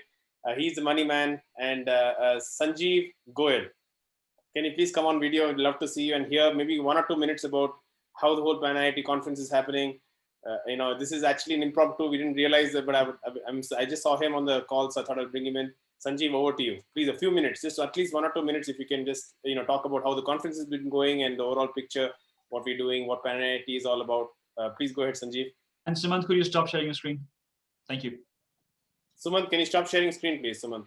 Thank you. Yeah, I don't know what to say, man. You guys are killing it. I never thought the startup will be such a successful event. You have brought in together, you and Animesh, 400 plus companies. We have more than $50 billion available through the VCs we have right now on panel. $50 billion. It's amazing. I never thought it is even possible, Sadiq and Animesh. Kudos to both of you. You guys have done such a phenomenal work that I don't need to even do anything. So I don't know what else you want me to say. We had 14,000. The Pan IIT, maybe 1 or 2 lines about Pan IIT and also about how the IIT 2020 conference itself is shaping up and what, the theme of the conference. Maybe just 1 or 2 minutes if you can. Sure. So let's talk a little bit about broadly why IIT 2020 and what is the vision of IIT 2020. So Pan IIT is around for almost 2 decades. Pan IIT has done phenomenal work of branding in America. But now it's time for us to figure it out. What is next? What do we stand for? And what we really want to create in future. So that's the conversation I wanted to have. And I got my answer. And my answer is very simple. So what I learn is only through innovation and entrepreneurship, we can change the world. What we really need to do it is, for that, we need to create an environment. So number 1 is, in America, we reward failures. Failures are not treated as negative resume or negative issue. So we have to change that paradigm in India if you want to do cross-border investing. And we have to think through how do we do that, manage it. Second thing is we have to focus on policies because the government policies are a big challenge. Whether it's America or India, we have to find ways. In fact, I reached out to the SBA chairman and unfortunately time was too short, so he couldn't do it. But he promised me in the next event, he will come and he will talk about what SBA is a Small Business Administration in America. It's a huge body and they are like, I don't know how much money they get from. In fact, they are the one who are processing all these different kind of program for small businesses right now for bailout and all. Talking about India, we know running operations for a startup is very hard. Even for investors is very hard. So Mr. Modi has set the stage right for us in India that today IIT 2020 and Pan IIT is recognized as a brand. So we have a little bit of say. So my goal is let's sit together, after the conference is over, sometime in Jan, and we start talking about making the policies. And number 3 is we need money. So we have $50 billion already there. So we are able to solve the biggest problem Indian entrepreneurs had, that they didn't have access to money, they didn't have access to market, and they have challenges of policies. And that is where I believe our Invent platform is going to work in future. So this is not the end. Tomorrow is not where, tomorrow we are not ending it. This is just the beginning. And that's my dream. And I am glad to have Animesh and Swadeep supporting me, helping me, and leading it. We have huge plans, and let's make it happen. Thank you. I have taken more than 2 minutes, I guess. Oh, no, thank you. Thank you so much, Sanjeev. Really appreciate that. No, I think Sanjeev is connected, so well connected. I would love to have many of the VCs on, maybe on a separate panel. He's not only here in India, but in the US. I mean, many of his friends have raised $1 billion, in fact, recently, a few weeks ago. We'll reveal that maybe on a second. In fact, the US panel had more than a couple of dozen VCs on that. So thank you, Sanjeev, for putting this entire show together. It's an incredible mega conference, 15,000 people, unbelievable, unbelievable. Thank you. We did it together.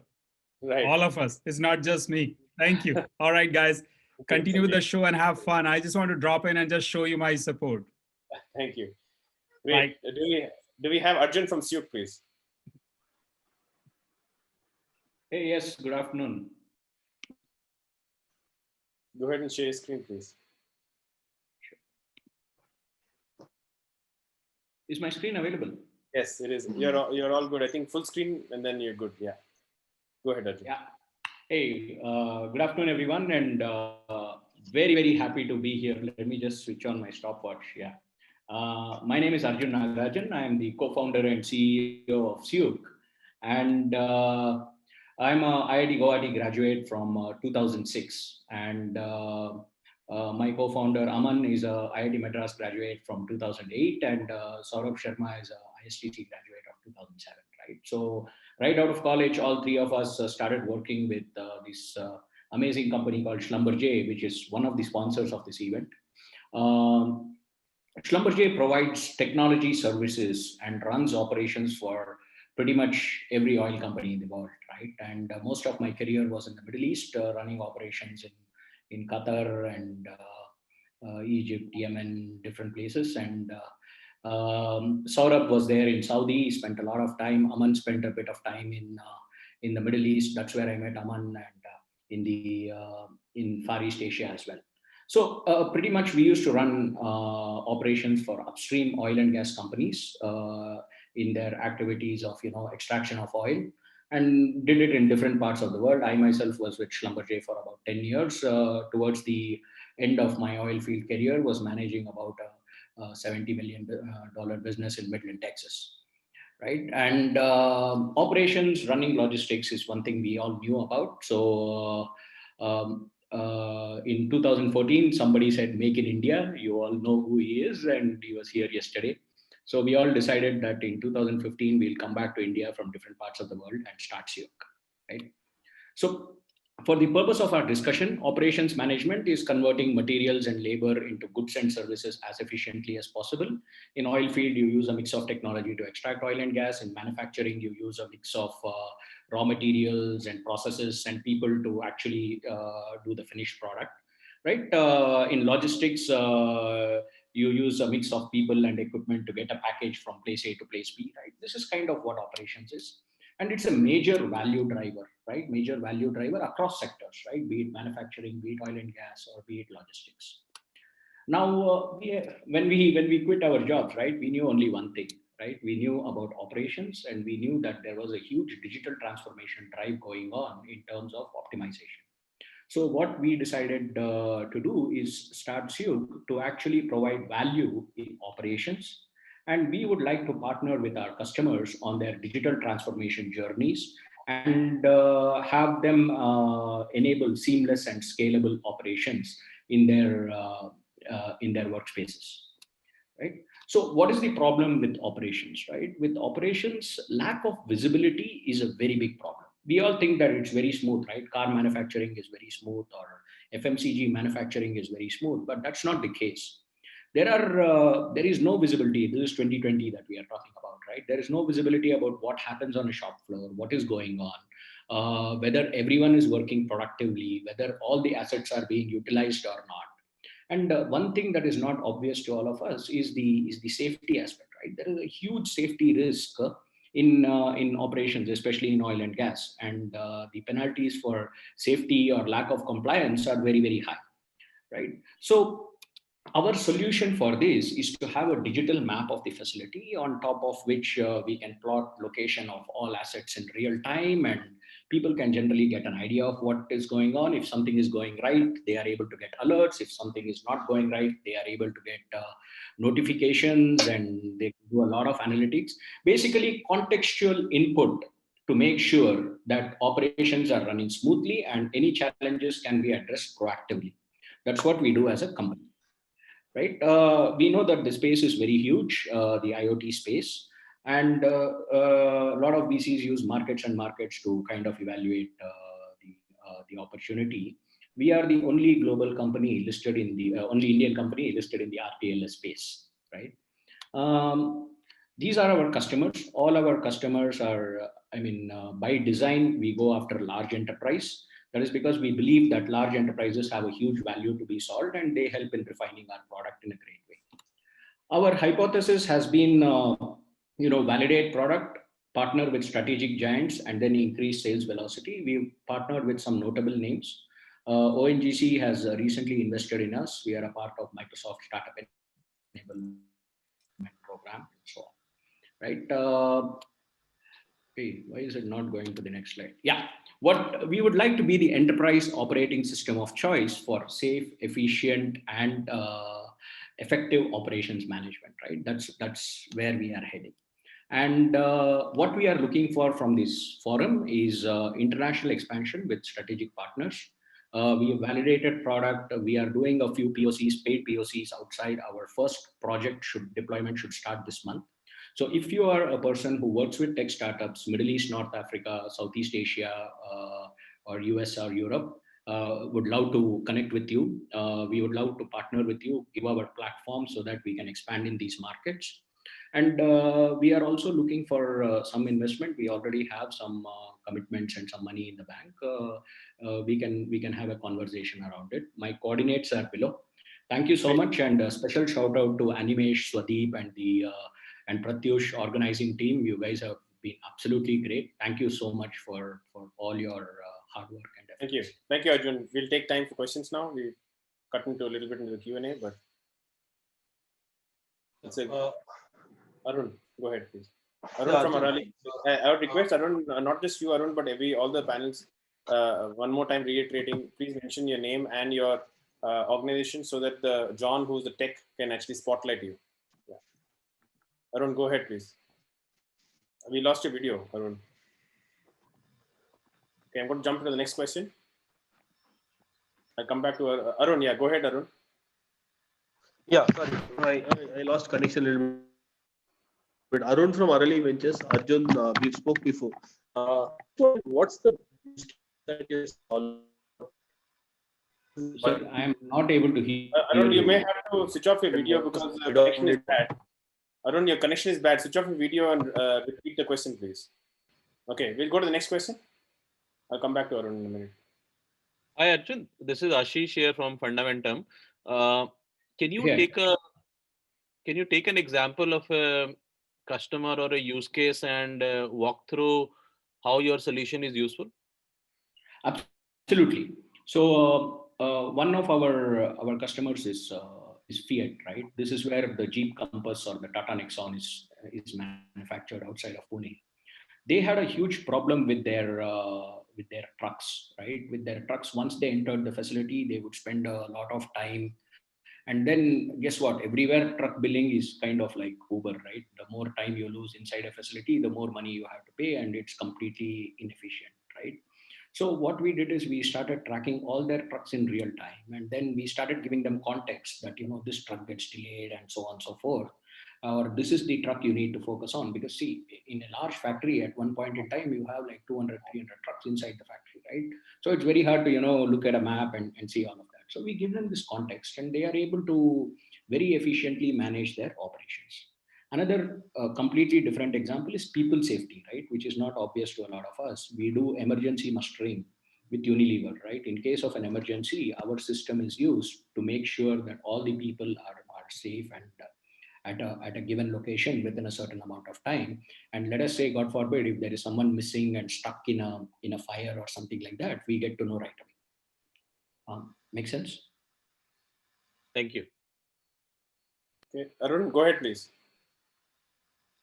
Actually, your video is still on. I mean, it's frozen and we can't hear you. So you have to log back in without video. Your bandwidth is used. Who's the next question? Arjun, Manian here from Kotak Bank. Arjun, I have seen in several factories and several years back in process factories and cement factories, a screen showing what the entire plant is doing. So what is the new innovation here in your product? How is it different from many of those I have seen in many factories? Absolutely, that's a great question. Thank you, sir. What is different is the scalability and the applicability. Right now, all the data is available with like less than 5 seconds delay. Right? If I move from one section of the factory to another section of the factory, within 5 seconds, let us say I am restricted from going to the other section, my manager or somebody will come to know. The scalability has improved a lot, sir, and we have engineered for that. Thank you. Hi, this is Dhingra. Just last question. From a technology perspective, do you need to install any hardware to be able to track these trucks, etc.? Do you provide that, or the customer needs?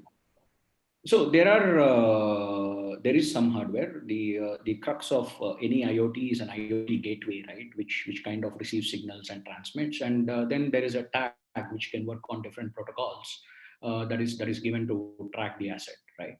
And we are working with different models now. Now we have partners in the Middle East who procure their own hardware and onboard it onto our platform. But roughly, you can translate us into a hardware SaaS kind of a company.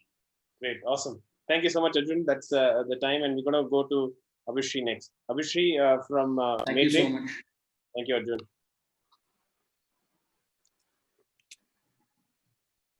Abhishek. Yeah, hello. I'll just share my screen. Just a minute.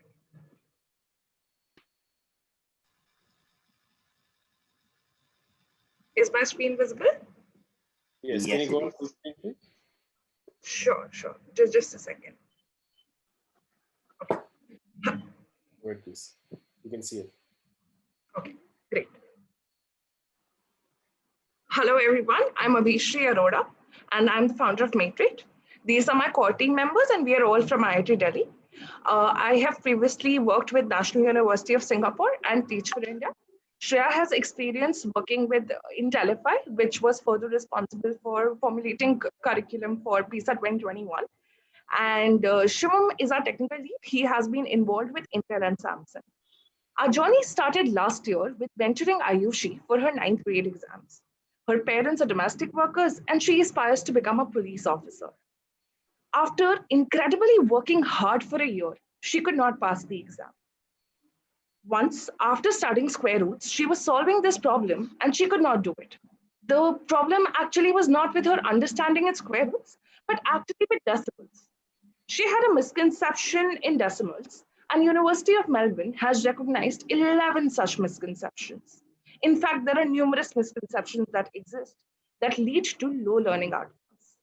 Complete conceptual clarity is not achieved in the school classroom, and this leads to development of a conceptual gap. This gap tends to accumulate as students transition from one grade to another. While Ayushi could not pass the exam, she has taught us the importance of adaptive learning for herself and for several others like her. To give you some more context, in a class, whenever a concept is taught, some students can easily understand it, while others face difficulty. Teachers also don't know exactly what the problem is and ask the student to constantly revisit the concept again. This is where we come. We begin with a diagnostic assessment. We have conducted 7,500 plus such diagnostic assessments till date. Then we go on to determine what exactly are the common errors and the misconceptions, like I showed you before. And after this, we go on to determine what is known as the shortest learning sequence to mastering. After mastering all the prerequisites, substantial learning improvement is observed just in a few days of time. And this solution is not only useful for the students, but also for the teacher, who can now gauge the variation in learning levels of the classroom and also understand what are the unique needs of the student. Together, teacher and the student contribute to the student's success. So to summarize, we go on to identify the learning deficits via the diagnostic assessment. Then we categorize errors as misconceptions and common errors. Further, we resolve these errors that have been identified via the adaptive learning module, and we further strengthen it via the retention module. So we have an AI-driven adaptive engine that basically helps us in formulating this, and where we essentially require three things.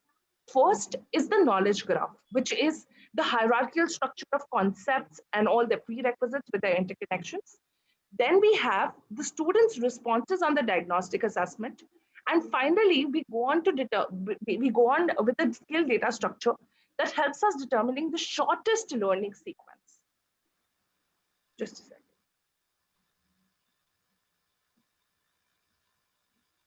Yeah. So where everybody aspires to change the world, we aspire to enable an ecosystem of change makers by imparting quality STEM education. This is our journey, which just started with about 65 students in the month of January, went all the way up to acquiring 5,000 users for a diagnostic assessment in the month of February, which was a physical test. And now we are all set to launch our next iteration, and we have 1,500 pre-orders for the same. This is our unique value proposition. We focus on targeted intervention approach, and we provide a holistic learning experience by catering to both synchronous and asynchronous learning tracking. And this is what makes it a one-stop solution for students. Now we'll talk about our social value and social impact. We provide employment opportunities for student interns, housewives, and retired teachers. And we have extended 1,000 free subscriptions to TFI Bangalore and Chennai combined. And we provide scholarships on the basis of income certificates to underprivileged children. We have a subscription-based revenue model where we charge about $40 per month. This is our target market, and we are expected to become profitable by December 2021. This is our competitor profile, where it is only us in the ecosystem who are catering to all four aspects of creating a holistic learning experience. Our website has already been launched, and our app is on the way. These are some of the stories from our individual and institutional early adopters, and we have been recognized by various platforms. We look forward to the mentorship experience provided by Invent 2021, and post-testing our MVP, we look forward to raise $3 million to reach our next milestone of 20,000 paid customers. Thank you.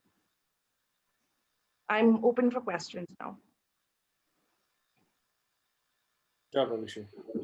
Yeah. Vishnu is Devdutt here from Toronto. Are your customers individuals, or are they also institutional, as in school boards or schools themselves? How do you operate? So we essentially want to acquire customers via schools. I mean, that's the penetration channel. We basically acquire customers by conducting diagnostic assessments with schools. But then for the intervention, which is the adaptive learning solution, that's done on a B2C basis. Thanks. Hi, this is Ellen. Quick question. How have you done your pre and post testing to check the validity of your solution? And does it work across the entire spectrum of K through 12 or more? What does it cover? So we have done classes 3 to 10 at this point of time. In terms of assessing the validity of our intervention, we conducted our own self-regulated RCT, which is a randomized controlled trial, where we basically onboarded about 400 students. We did not charge them anything, but we subjected different interventions. Some of them were also our competitor interventions, and we realized that following the adaptive learning approach, within 2 months, 22% improvement can be brought about in learning outcomes. Are there other solutions that use the same methodology as such as yours in terms of other programs using adaptive learning? And what has been the efficacy and the acceptance of those solutions across both India and abroad? Sure. So there are, I mean, there's greater penetration of adaptive learning solutions. Sorry, Abhishek, can you repeat that, because I think we lost you for a minute. Okay, were you able to hear whatever I answered for the first question? No, Hello? Yes. It's Okay. the second question you're fading out. Sure. Am I audible now? Shall I continue? Yeah, you're going in and out. Can you come closer to the microphone? Yeah, you'll probably have to talk to them. Yeah, it's better now. Okay. I'm so sorry about it. Yeah. So in terms of, I mean, there's definitely greater adoption in foreign countries. We have seen solutions like Spiral AI and Dreambox that have been widely accepted in US as well as in China. But in India, there are fairly lesser players. But of course, definitely they do exist. There's Mindspark. There are definitely other players that exist.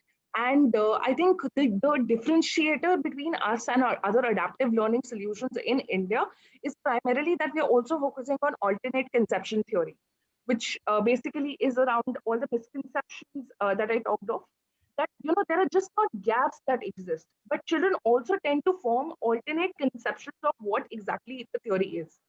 So that's one key differentiator that we have. Okay, one last question and then we'll go to the next one. Yeah, how much is Deepinda here? So how much time does it take you to get to a customer after the diagnostic, to a paid customer? So about 6 days. I mean, roughly we've taken an average for the customers that we've onboarded till now. So about 6 days.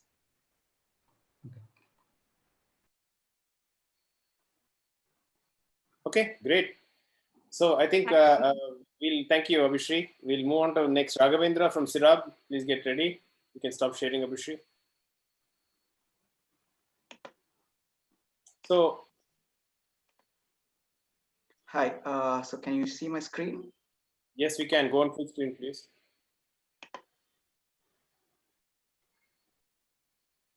Okay. Hi, good afternoon, everyone. This is Raghavendra from Sirab Technologies.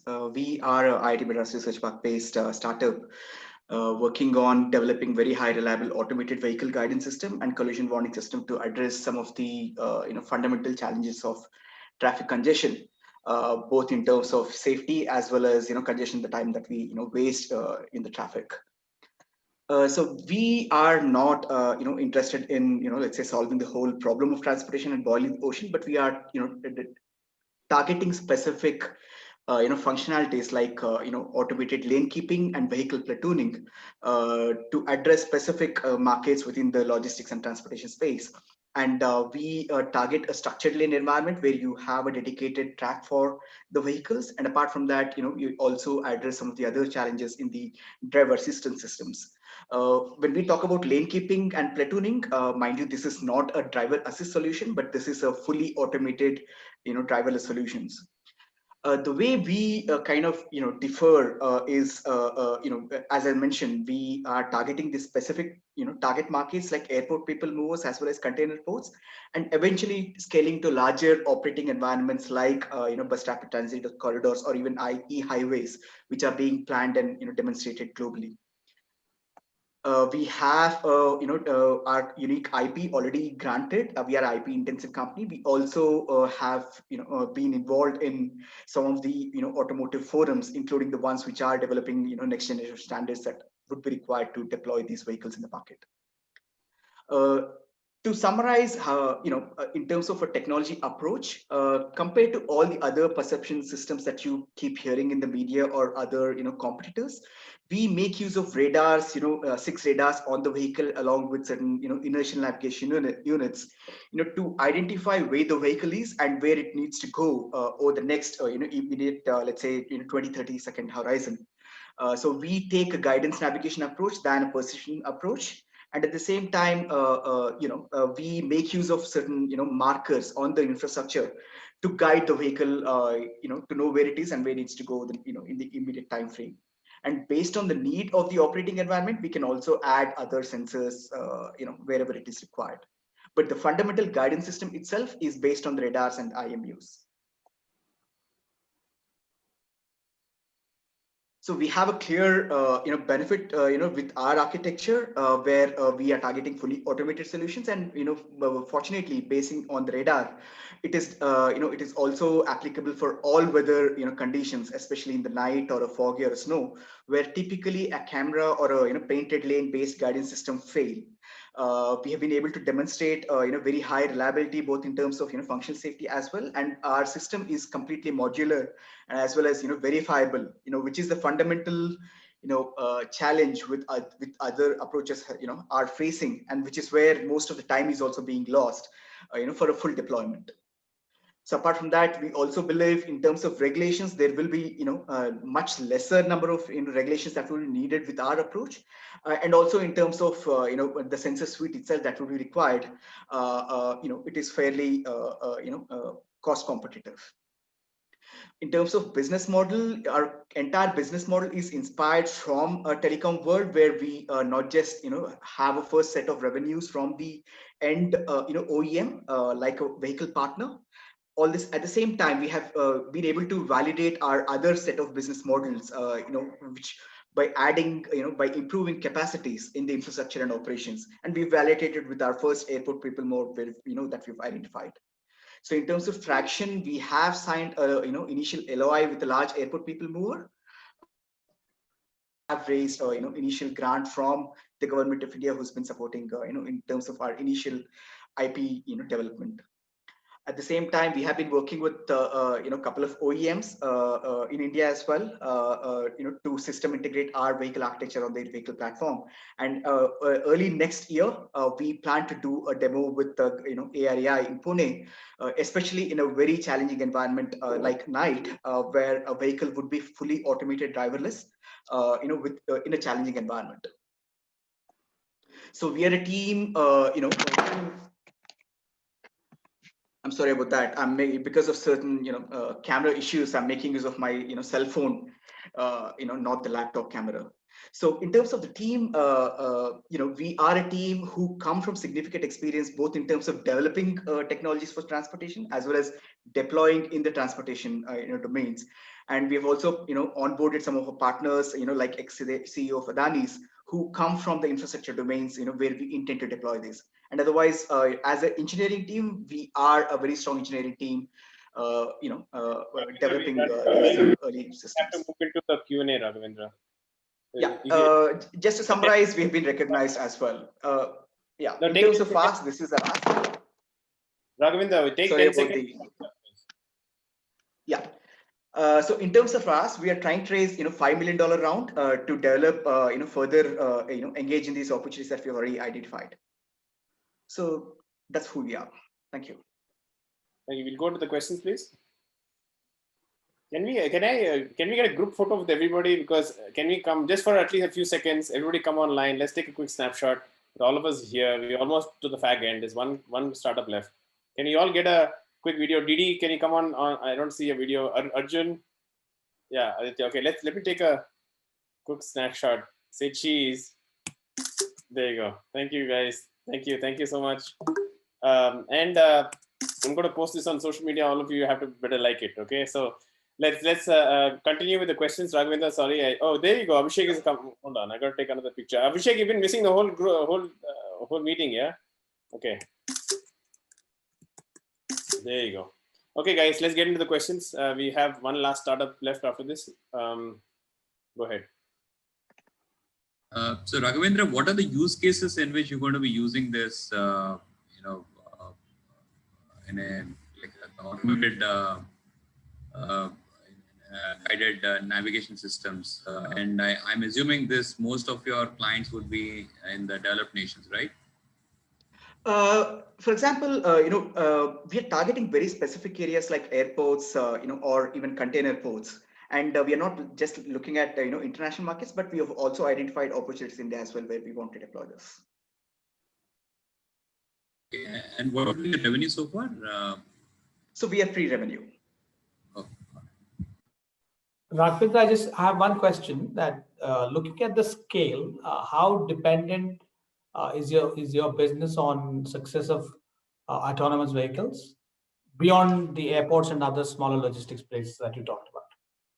So, I mean, the operation environment is small, but the opportunity is significantly large. For example, the first opportunity that we've identified itself is, fairly large, where we believe our value, within that is roughly about 25 to 30%, in that $120 million project. And apart from that, we have had early discussions with other opportunities, both in US and UK, where each opportunity by itself is, over $1 billion opportunity. So since these are infrastructure projects, they typically run into these kind of, sizes. But at the same time, within the whole, the infrastructure project itself, our share of that is, typically runs into 25 to 30%. Yeah. Hi, Arjun from Speciale. Raghavendra, you spoke about competitive pricing. Can you talk a little bit about your cost structures and what are typical unit costs? So typically, when you look at per vehicle, different companies have a different approach. For example, if you look at the likes of Waymo's, they have $100,000 sensor suite on each vehicle itself. But if you look at other companies like Tesla, they have roughly about about 10 to 15,000 ballpark of sensor suite on the vehicle. We are talking about less than 5,000 USD as a sensor suite alone. So in terms of BOM cost, we're price competitive to achieve the functionalities that would be, we're talking about. Great, Raghavendra. Thank you so much. We'll move on to Sandeep. Is from Perceptivity. Is he on? Can bring him on. And guys, I just heard we have about 30, 40 people on this panel. We have 5x to 10x watching from outside. So just FYI, and this is towards the fag end. We actually had, I think, twice that at the beginning of the session. So, okay, go ahead, Sandeep. So perfect. I hope you all can see me and hear me. And thank you so much for this opportunity today. And Swadeep, thank you so much. First of all, I must say, mentors and jury, please don't sleep off. I know I'm the last, but Swadeep saved best for the last. So please, hold on for 5 minutes more. So we are Perceptivity. We are an AI native insurance claim automation and fraud prevention platform. About me, I have 20 years in data sciences and AI in health insurance domain, working for, as global executive for some of the largest companies in the domain. IIT Delhi 97 pass out, and then I am Lucknow. We have been fortunate. Perceptivity is a 3-year-old startup, and we have been fortunate to have won a number of awards on the way. The most recent one on which some of you were actually the jury, so thank you for voting for us, is NASSCOM Emerge 50. We were probably the only insurtech in the list that got selected. And of course, we've been awarded by Google, by InsurTech Connect, the largest conference in the world. Markets and Markets called us as most innovative solution, and a number of others. What we do essentially, just one thing, right? Our products help health insurers save millions of dollars through proprietary RPA, OCR, and NLP-based automation, and reduced leakages, fraud, waste, and abuse using our artificial intelligence platform. So that is really what we do in very, very simple terms. Our product is named Sherlock, and it has 4 key components. Right. The first one is Sherlock IPA, which is a claim digitization platform. We use this product to digitize paper claims. Think of health insurance claim that you may have filed at a point in time. That entire paper claim, we read through our OCR engine and digitize it. Once we have read that information, we put it in our I10 coder tool, and we use natural language processing to code that English, claim written in English into medical terminology using I10 coder. Now, once we have all of this data available, we use our AI platform to take a decision whether or not we should pay the claim. And finally, all of this data that we have generated goes into our data platform called Newton, where you can do a significant amount of analytics and insight generation in that platform. So that essentially is the suite.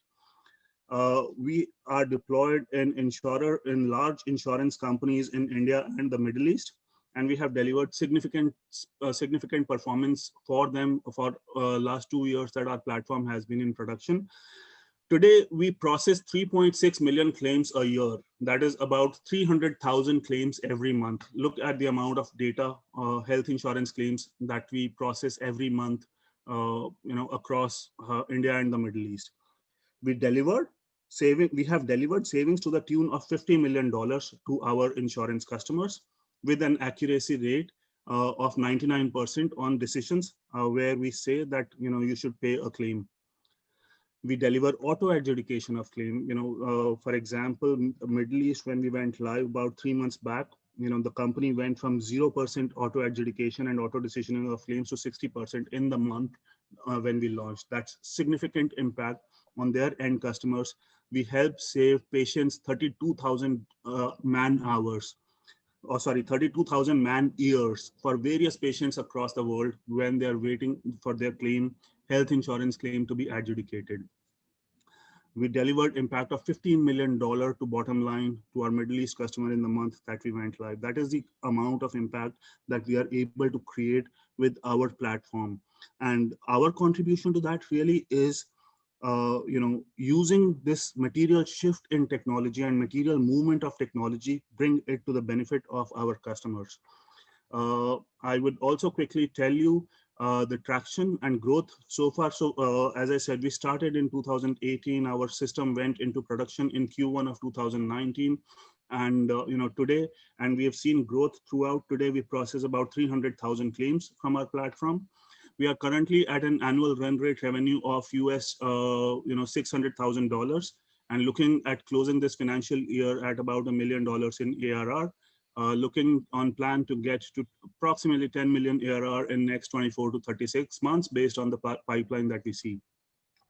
But ultimately, the outcome of all of this for us is feedback from our customers who say that they really enjoy using our products. What are we looking for? We're really looking for connections and launch options in the US market, right? And that is where we need your help. We need all of your support as we sort of do that. Great. And of course, you want to engage to discuss with the VCs and start discussions, right?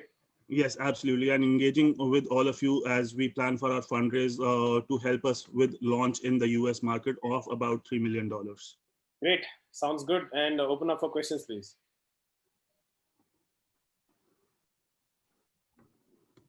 So currently your insurance customers are Indian insurance companies? So we have Indian and Middle East insurance companies are customers. In India, we have Religare, Apollo Munich, and HDFC Ergo. And in Middle East, we have a company called Adnic, who are our customers. This is Alan. Quick question. What's your liability for incorrectly adjudicating a claim?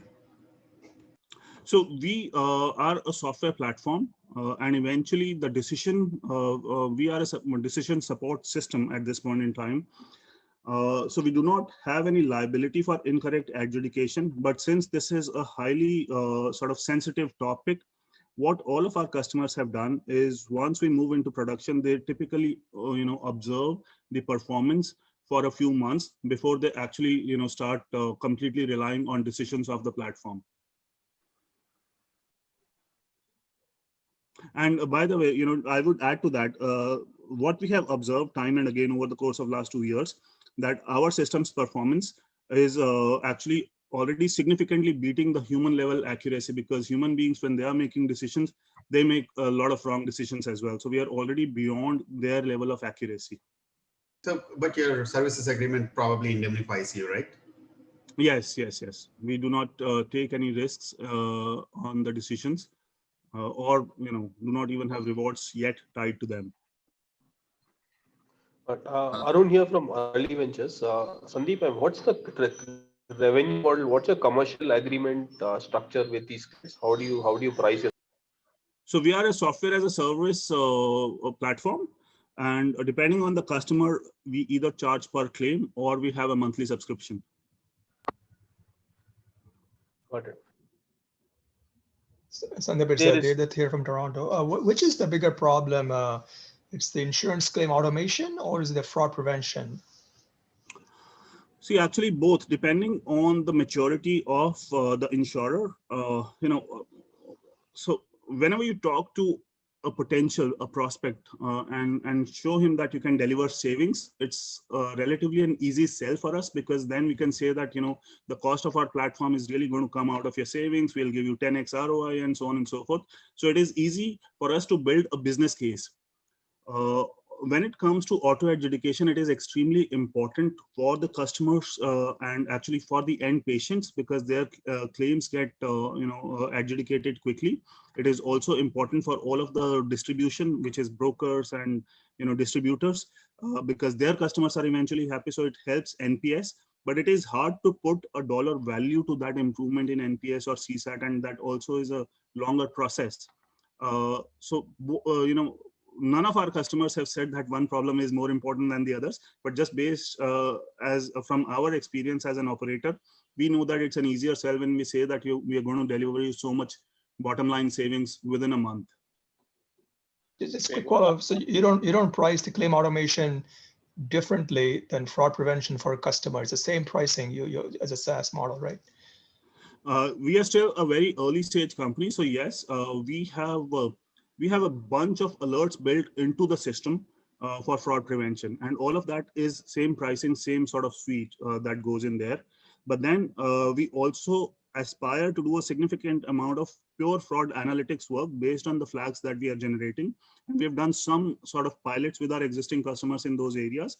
And that could completely spawn off a different revenue stream for us, where we get rewarded for recoveries that they have for fraudulent claims. Thank you. So, Mr. Nanyan, you're sitting on the board of one of the largest banks in the country. So we'd love to hear from you. If any feedback or any question, how do you like the idea? Any question you have before we wrap up this show? And we can... Yeah. No, I think very interesting concept. I think it's a huge challenge in terms of type 1, type 2 errors in insurance claim settlement. And I think the whole idea of having a AI based and analytics based engine is, I like the idea. I think interesting. I think that comes to a close, and I think I forgot to mention that now I'm from IIT Madras 2001. I just remembered that I didn't have the time to tell you guys, but that's okay. And I had a great time. I think all of us, I really want to thank you from the bottom of my heart. I really mean it. All of you, I mean, many of you I know personally, many years, in fact. Some of them are dear friends, and I really appreciate you at such short notice just coming up within some people, I couldn't even send emails to a couple of you. And you just came on a WhatsApp notice. Some of you came, and there's a lot of tech issues. So, but thank you for coming. It's a great panel. I mean, I'm honored. All of us are the panelists. I mean, all the startups and all the people, audience watching, are so grateful to this. And thank you for coming. Sorry to interrupt here, but I do have a question I want to ask for the audience's sake. This is a question that we saw coming in on the US side as well. And to have such an eminent panel, I would be remiss in my duties if I didn't ask this question. The question which I have been asked is, I'm thinking of starting a startup, but am I too old? What about my family? What do I tell myself to take the plunge? It'll be good to hear from a couple of you in that direction, because what I want to point out here is that although the 10 presenters here have already taken the plunge, the people who are watching us, some of them are thinking about it. So if a couple of you could just share that insight, that would be really, really valuable. That'd be awesome. If we have time, then absolutely you should do this, Animesh. I have a couple of questions for the audience as well. Yeah. Who wants to go? All of us. Hi, Anil. So I don't think age matters nowadays. We have several examples. We funded latest investment in our fund where founder is 62-year-old. So I don't think that it matters. OYO started when guy was 18, 17-year-old. So I think India is matured, and we recently saw another company by Mr. Suta got listed. So I don't think age is any issue. Start when you think it's right. How do one question I have, I don't know if the audience is asking, if Pratyush, one of you can look at the audience questions and pick out the top 2-3 questions for the panel here. Just a couple of minutes we can talk before we I think wrap up. Is, how do we see, not all of us are connected to, I know so many good quality entrepreneurs who are not connected to VCs, they're not connected to in the funding world. How do they reach you guys? How do they get to this? I mean, of course, when they come in touch with such esteemed panel, it's very hard to get in touch with many of the people, right? For the people who are, especially the young students who are doing startup in their dorm, for example, Rajul is a classic example. I mean, he grew to build, a few hundreds of millions of dollars, but that's a rare case, right? How do they reach out to you guys, or how do they, and how do they go about talking to investors? What should the next steps be? They have a great idea. They have doing something in the dorm. They just came out of college. They want to do something. They have some product. What is the next step? Do they apply to pitch event? Do they come and email? What are the few steps that they should do to talk to investors? Yeah, so go ahead. Sorry. Go ahead. Abhishek, you want to go ahead? Go ahead. Yeah, so I can speak for a few angel investors, including myself. I know that all of us read every email we receive and every pitch, PDF or presentation that's attached to the email. That's one sort of commitment I can make. Also, I think a lot of people are afraid and they think that they need to put just one step forward and their best step forward in the first interaction, be it over email or a phone call or a video call. I don't think that's necessarily the case. I think if an investor is convinced that a market is large, and I'm talking about pre-seed and seed very early on, later, obviously, there's far more diligence and you're an experienced entrepreneur, but very early on, if an investor is convinced that the market is large and the founding team or the founder are the right people to work on that space, they'll actually work with the founding team on iterating on the pitch, iterating on the idea from the time it's just one person with a laptop. So it's not like, if you have a PowerPoint presentation you're not particularly proud of, or if you feel like your idea is not completely shaped up, it's a bad time to pitch. I think especially for pre-seed and seed stage investments, if you believe you're the right person at looking at a really complex problem in a large market, there is absolutely no harm in starting those conversations early. A lot of people like me are eagerly waiting to help walk you through that journey. Yeah, and I think I can add few things. Yeah, to both the points, as Anil was covering it, I think, see, there's no timing to a startup. There has to be right reasons to start something. And the reasons are, if we are very convinced on a problem statement, we have some degree of comfort that, it can be solved by a particular team better than many other teams. I think the risk-taking capabilities, the reward for risk, reward for failure is an exponential increasing curve. So what you are going to lose is, I think, very minimal. So giving in a shot to it and really trying, this is definitely something which 2020 encourages us to do that.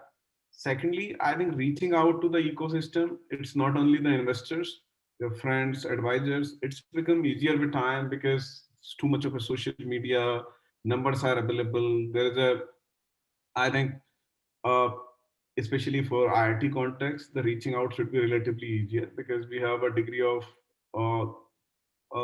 in between connects in almost everywhere. There are LMs, successful entrepreneurs where somebody investors funded before, or a classmate. So I think, see, reaching out in 2020 is really becoming easier. And Abhishek touched upon that people do check 100% of the emails. I think same is with my case. There's not a one email which is not being read. And this thing, I think when to start, you really can't time it. When you have a right problem in hand, I think this is a good time to start. Awesome. Thank you, Ramakant. I appreciate that. That's a good point you made. Radesh, you wanted to say something? Sorry, we had to. No problem. So basically what I'm saying is that, I think both the previous panelists, they rightly mentioned, I think reaching out is not an issue. People, so we have a form where people can put in details, and I personally take time to go through the form and then reach out to the people once that's completed. And obviously through LinkedIn, a lot of inbounds come in. So yeah, pretty much open in terms of how companies can reach out. Great. Abhishek Goel, I have a question for you, right? From the investor side, right? I mean, to be honest, I mean, that number, last night I was speaking to him and I just was thrown off. I mean, I haven't seen that many angels who've done, I mean, of course you have a fund as well, but he's written over 100 checks, and most of them are first checks. So what is the mindset of an investor? I mean, I would love, because a lot of other angels also watching outside, right? Not just in this panel. these are all veteran investors here. All of them have done 20, 30, 40, 50 checks, but more than 100 checks is incredible. And many of them first checks. What is your thought process in how do you, not just evaluating, what is the mindset of, doing so many checks at it? I mean, that's unbelievable, the numbers, right? So I would love to hear from you and maybe the investors to listen to, do they hesitate and, they should do one or two and then see, and then how do they go about this whole angel investing? So actually it's also a span of over 13 years. So it's not over 1 or 2 years. So it's a span of 13 years. So that makes a number relatively more small, manageable. But I think my criteria is very similar to what most investors look at. So I look at the problem that they're solving. Is there a clear white space? Is it being solved, or is it something nobody else is doing? Secondly, I always look at, they are able to solve the problem, how defensible it is, let's say in the 5th year or 7th year of their journey. And I like ideas which where they will likely be alone in their markets. There won't be a lot of competition for them. It will be much harder in the 5th year for a new player to come. And third thing, from the founder perspective, my bar is he somebody is he or she somebody I would really enjoy having a conversation. The way I look at it is that once I back them, there's a good chance that they will meet me like 10 times over their lifetimes in their next 5 to 10 years. And for each of these conversations, it should be a lot of fun for me. So I should learn from them. I get inspired by them. So that is the third criteria that I look at. And so that's pretty much sort of. Thank you, Abhishek. I think we have about 50 minutes over the clock. I think we should end this session. We can always hang out continue on the Zoom call for a few minutes, whoever wants to chat, and then we'll call it off. But we can stop going live. John, thank you so much for doing this. And we come to a close for the startup spotlight for India, IIT 2020. I think we had a great session, great speakers, great investors and mentor panel, and fantastic startups. So I think a great session. Thank you, everybody.